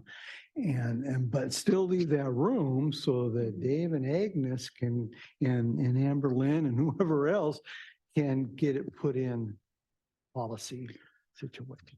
Yeah, understood. We do have a little bit of a complication, just so you know, that as of right now, that document is not in the record because it was just circulated via email. So somehow we'll all have to hang around here until we can get that document circulated and put in the official record that we're supposedly voting on. I will let you know. I mean, I appreciate the position. It's frustrating. I think most of us been here for all year and know how frustrating all of the meetings have been this year, including the board and the things that have impacted our time. But I don't like doing things in a half-assed way, so I won't be supporting the motion, just so I'm clear on that at this point, which will not bode well for its future success if the chair of the committee is not in support of the motion. So I appreciate the work and the effort that's gone into it. I will say that I fully intend to keep pushing through with this and making progress on it. But if the motion maker would like to move forward and we're going to do the vote on this, we have to figure out how to get this in the record, and maybe Amberly, you can tell me about that. I would just note that there is no email that's part of the agenda or any of the presentation materials. It does reference attachment 1. Is the motion, is the actual language of the motion related to attachment 1? No, it's related to an email that was circulated to the members of the board of the latest work that the committee member, Wong Nickerson and I had done. Okay, then would need to make that available to the public and to all the members as well. Right. And so how does that get done? Right now. Right. Yes. Crystal could do it real quick. Doesn't it say attachment 1, City of San Diego draft policy for independent legal That's counsel? the city of San Diego. That's not the one we worked on. That's the one that the city of San Diego did for Draft reference. document that was Oh, there is. circulated just to the Oh, I didn't AC see it. members this morning. And Okay. so that's just, that So was a let me- last minute. Let me make a very simple substitute motion, which is that we ask Dave and Agnes to go back, work with the staff and Mary to create a policy that can be taken to the board so that we, the audit committee, can have an independent counsel. Well, but that's what we did last meeting. But they didn't come back with a policy. They didn't come back with something that was, that is givable to the board right now. They've not done that. Well, I guess it seems to me that whenever you hear people who are disenchanted with government, who are frustrated with government, it's because of stuff like this. This is a fairly simple thing. And so there's a point in time when I think Just so- for the sake of the credibility of this committee, there's nobody who's questioning that this should or shouldn't get done. And so don't people feel a sense of responsibility to actually do the people's business and like get it done? I mean, we're going to have like a total turnover of the committee other than the 2 board members. We don't know who those people are going to be. They're going to show up with no history about any of this. Maybe they'll have lots of relevant background. Maybe not. We don't know. Maybe they're going to look at this and say, gee, I don't know. This is my first meeting. What the heck do I know? Yes, and I think you're speaking to the point that I made, which is I consider it highly unlikely because, we've talked to her about it. I've talked to her about it, but it's possible that the new independent performance auditor would come and say, I have no need for this. I don't want to do it. Oh, And it well, just makes like, I that's know not the that, I know, case. but I'm saying it's It's possible. conversation with Me her. too, And but- she's as diligent Yeah. and as an auditor that I know she is, she would definitely Right, say. and it's I a- agree. yeah. Then what are we worried about? It's going to get done. Unless it's just the personal pride of saying, I wanted to make sure I voted on this. I don't understand. We don't have a I would finished hope product in there's front some of us. personal pride as the chair of the committee that you'd actually get stuff done. And I do my best at that. Yes. We think this committee's gotten a lot done this year. Amberlyn, So- from a legal perspective, do you see an avenue where we can vote on this, move it forward, and then you can help put it in the format that it needs to be in? Yeah. The motion that could be on the floor would be to direct the development of the policy. But again, this committee would not be providing a recommendation about the policy itself to the board because there is at this point no policy. But couldn't it be that to direct staff to do that and move it forward to the board that independent legal counsel as needed basis is needed and is recommended by the board, by the committee? Yes, but the distinction would be that it would not arrive at the board with a recommendation from the audit committee to adopt the policy because the audit committee would have not made that recommendation. So But it's a couldn't- slight distinction there. Right, but couldn't it be that the subcommittee works together to forward it and that they are okay with whatever that may be? They could, it just wouldn't come with the official recommendation from the audit committee. Let me ask a different question. Can we take Crystal's email and just put it up on the screen and that will be deemed to be part of the public record? Yeah, we need to have it. We need to have it available for the public to see what it is that you're proposing to adopt. So as we sit here right now, could it be put up on the screen and then attached to the meeting materials and then it's part of the public record? Could be done. We have it. I mean, I would imagine anybody who's watching is wondering what the heck we've been talking about. Do we need hard copies as well for everyone on the board? Because I can just go up and get it printed real quick. We do need to have hard copies available for the public as well. Oh, go All ahead. Can you bring it, can you pull it up? Do we need to make those available Okay. before- So he's gonna 72 make hours hard before a copies vote? and you're gonna sign it. Even though we.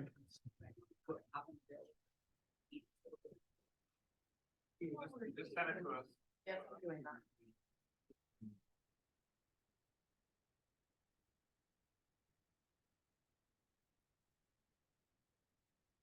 Well, while we are waiting, I will second the substitute motion by Vice Chair Drucker. And if there are no other further comments on that one, I'll call for the vote on that one.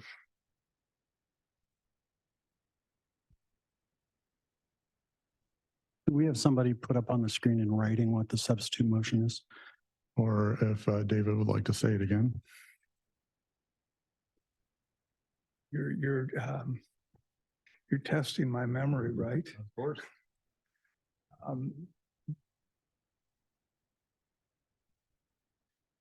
The motion is that we approve the concept of an independent counsel and ask that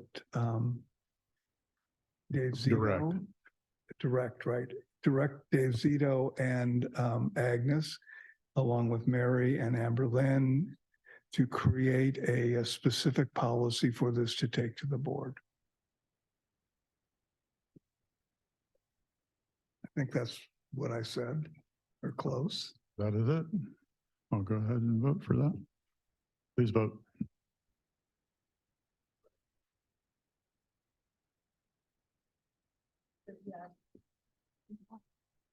We don't have a mechanism to put that motion on the screen on the fly like that. We'd have to prepare a slide for it, so. Yeah, it's probably something to work on in general because it's come up at the board meetings before too. Usually we do Are have you- one prepared for board, but it comes up infrequently here, so I apologize for not being ready for that.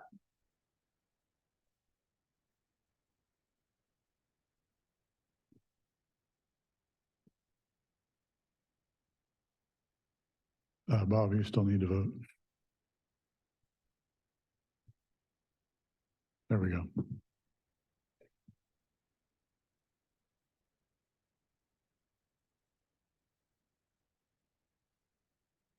And that motion fails, tied 2-2. With board members Halpern and Monson voting no.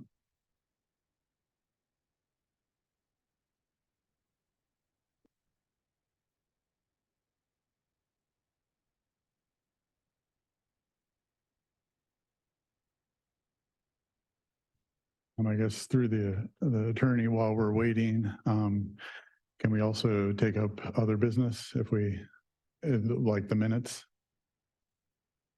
You could do that. Okay. You could resume. So with that, while we're waiting for this other stuff, let's go ahead and take the minutes, which was being done. Are there any public comments on the minutes? I see no hands from the public on the minutes. Great. Any board member comments on the minutes? Otherwise, I entertain a motion to approve. Approval. Okay, they have a motion. Second. Seconded by Monson. The voting screen, please vote. Great. That motion passed unanimously with committee member Nickerson absent. Perfect, thank you. You want me to do my quick update? Yeah, I'll let Mary go ahead and give her a quick update while we're getting the screen ready. So this is my last meeting. Bittersweet, but we're going to lose the best of the best, including Bob and Stuart, which I just want to thank because they've been my biggest supporters and with me from the very start. And so I appreciate you both and you'll be sorely missed. As far as an update with the office, we're working on finalizing a reimbursement audit.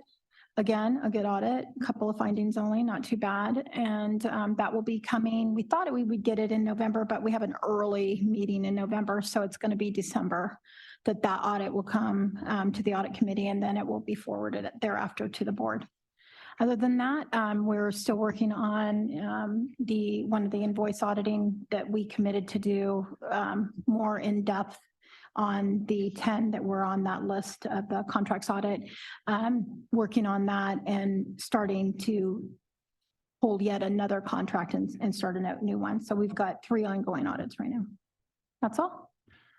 Sounds great. And yeah, relatively, I mean, I'll have to sync with you and I'm trying to find out from the board. I made a comment today. So we'll move on now to also member comments and take that one. Because I found out, I made a comment today during the executive committee meeting that it's unfortunate that the new public members aren't being appointed to the 27th.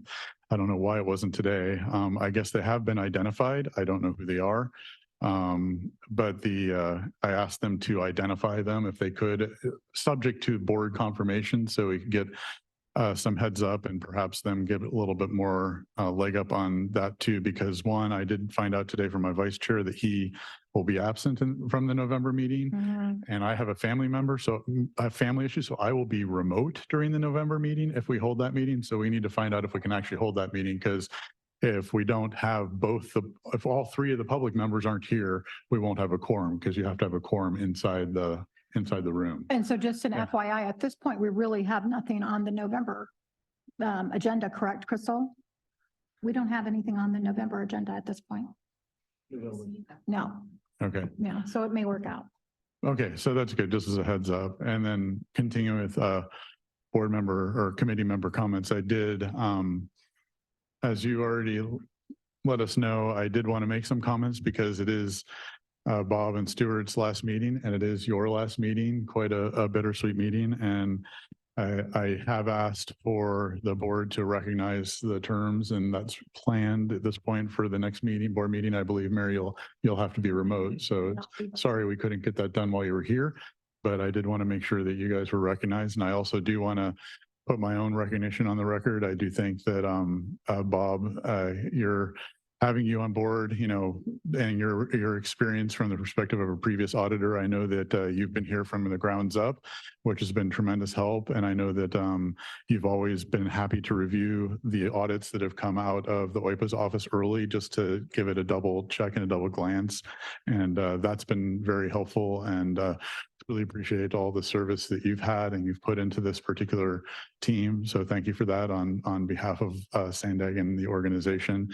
Stuart, same, ground zero. Appreciate the breadth, the amount of information you've been able to share about what other organizations are doing and how things operate in the other organizations. Has been invaluable. And even though we don't always agree, I appreciate, I'm never one that's shy to being challenged, and I appreciate that you do have that background and are able to bring it to the table. And the fact that both of you have been able to be here from day one, I think has given this committee a very strong leg up. And then last, Mary, I did go out there and do a lot of research and figured out what would be the best boat to get you for your time in Florida, but I couldn't figure out how to tow it down here behind my bike. So sadly enough, we're going to have to miss the boat. If you are curious, you did get to settle for something that fit in my backpack, which is, I'm not so good with colors, but I think this is fuchsia or something like that. A pair of fuzzy warm socks that says, "I'm retired, go do it yourself." And then I also have a card here that's been signed by everybody on the committee for thank you for your service. You had a Herculean task. I mean, first auditor, you had to build the organization from the grounds up. You had to be involved with the creation of all the policy, of all of the ways this committee works and the way that your office works. Bring on the staff, get them trained, and that's just. I truly know what an insane amount of work that is, and truly appreciate the efforts that you have put in that regards on behalf of the organization. And congratulations. I hope you enjoy. I appreciate it. They're valued at $49.99, so no problem there. That's personal funds, so you don't have to worry about that. I don't know. Since we are continuing on with the committee member comments, I don't know if anybody else wanted to say anything at this point, or like to say just a couple of things. Thank you, Chair Zito, for the nice words towards me. When I was first asked to apply for this committee, I had no idea what SANDAG was. All I had was one of my bosses come up to me and say, "Hey, I think it'd be a great idea if you applied for this committee with SANDAG, you know, it would maybe help out the port. I said, well, I don't know about helping out the port, but I'll go ahead and do it. And it has been an experience. And I put that in good terms. It's been a good experience. Being involved with Mary, the rest of the committee, Ray, Stuart, it's been experience. Yes, was it rough at the beginning? Mary had a huge job ahead of her, and the committee had a huge job, and the organization had a huge job. This was something new to the organization. But I think as it's been going along, it's been improving, and it will continue to improve. So I just want to tell everybody thank you for the opportunity. Thank you, Bob. David or Stuart? Oh, Stuart. Yeah, I'd like to echo a lot of what Bob has said. That's, you know, it's been an honor to have this opportunity to work with, you know, SANDAG's great staff, get to know a lot of people from the board, obviously work with Mary and her staff, particularly working with this guy for, you know, 5 years. You know, the appreciation is nice. I guess I somewhat not out of character for me. I feel compelled to also mention, though, that for 5 years, I think it was literally this first or second meeting that we had, we brought up the notion that, you know, 2-year terms for public members is just too short. For 5 years, it's been unanimous amongst every audit committee that's sat with a wide range of political players and a handful of different public members.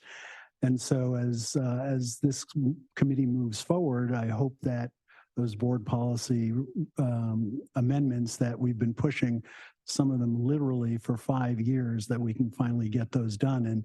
And seeing that get done will be the greatest thanks of all. So my understanding is that the board policy amendments still aren't even on the agenda for the board to be considered.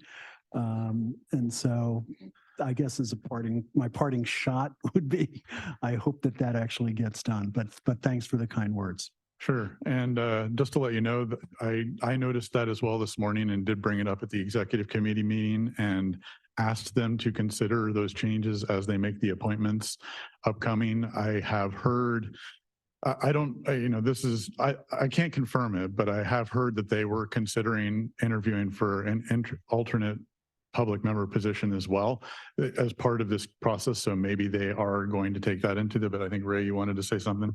I just wanted to thank Stuart and Bob on behalf of SANDAG management for helping us through this process of setting up this entire audit committee. I mean, at the beginning, we didn't know what AB 805 meant. We just knew that there was the Office of Independent Auditor and there was a committee. And so just the evolution of that, the hard work to actually set up a structure, I think we really appreciate that. And I really appreciate personally the work that the thoughtful questions that you asked during the presentations where we were going into some really technical details in terms of how we do our processes and procedures, and you guys listen and really, you know, I valued your feedback. And Mary, you set up a department that didn't exist here. And, you know, there were literally hundreds and hundreds of improvements or process improvements that came out of the audits that we are now actively implementing. We have implemented hundreds of them. We have hundreds more to go.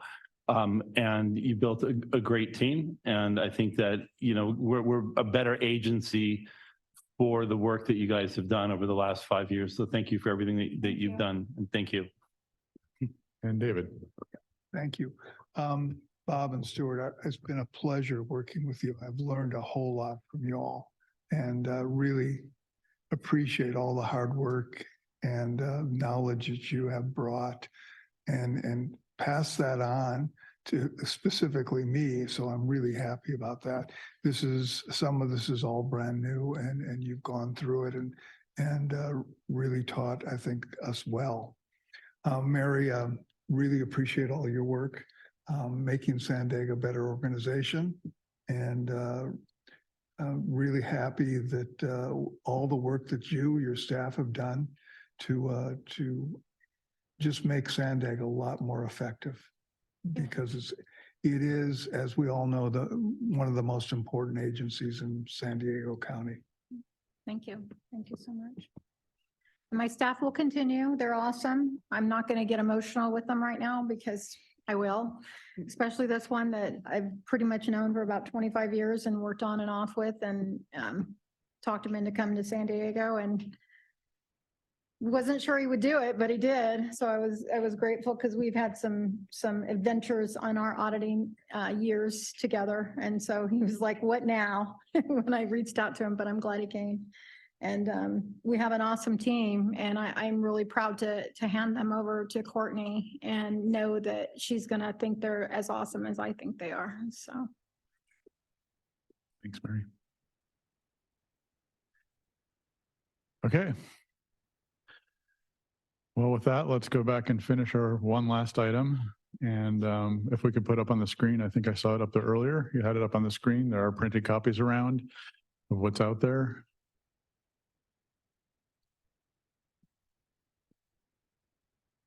So we have printed copies. This is on the screen. Francesca, is there still anybody online? Yes, I believe we did take public comment on this. Yeah, we did. Okay.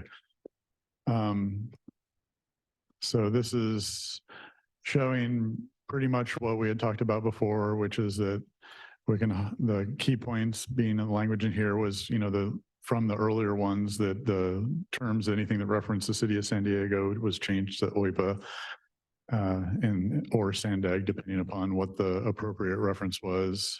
We did add the ability for the city of San Diego requires a finding that before a council is hired, that it has to be within the public interest. We did have the ability to that if it's time is of the essence, the chair and vice chair can jointly make the determination, and then that decision would just be confirmed at the next audit committee meeting. And then the last thing I had added in there was just a direction that there would be an annual report about the usage of this particular capability at the end of every fiscal year, so the committee could review that. And that's what this is here. We still do, I think, have a motion and a second on the floor since the substitute failed. Sorry, Crystal, did you have something to add? Okay, and so I think we have a motion and a second on the floor, and it's again, since we've disclosed this, I believe the motion's in order, right? Attorney? I still have a motion by Mr. Halpern with a second by Mr. Monson. And if perhaps the motion maker could clarify that the motion includes recommending the policy titled Independent Legal Counsel for the Office of the Independent Performance Auditor and Audit Committee as provided to the committee. Yes, thanks. Thanks. Any last comments? I mean, otherwise, I mean, it's, particularly given what we just went through, it's hard for me to do it. I personally still don't think I can support the motion just because I like to take a finished product to the board, being the chair, that's supported by the committee and have it reviewed by the committee. It's not a personal knock on anybody. It's just my position. So with that, I will go ahead and call for the vote. No other comments. Just as a question, excuse me, before we vote. I think part of my motion was that, and tell me, Amberlynn, if there's any problem with this, is that the chair's point that this be just simply be reformatted to handle the concern that the chair has, but that the substance of this, I think Vice Chair Druckert, Bob, myself, and Agnes all agree, and I think even Chair Zito, as well as Mary, agree that the substance of this is what we're looking for. It just needs to get reformatted. You could certainly, that could be part of the motion. Got it. Okay. Yeah. So then I would, for clarity, amend that. That was in your original motion. So Okay, just thanks for got it. clarifying it. I appreciate that. Yeah. Any other comments? Otherwise, call for the vote. Please vote.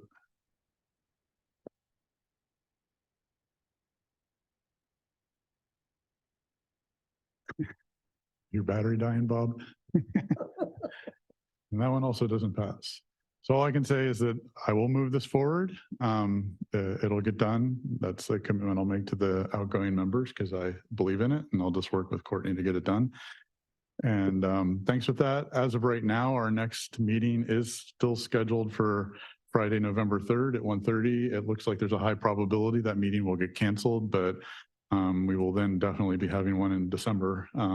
Yeah, at just that to point, note yeah. that even Courtney won't be here. Yeah, for I know that. Courtney won't be started then. So if we have that one, it would have to be Lloyd running the Lloyd office show. So yes, there's a high probability that meeting will get canceled because of Black, but then we will have the next meeting.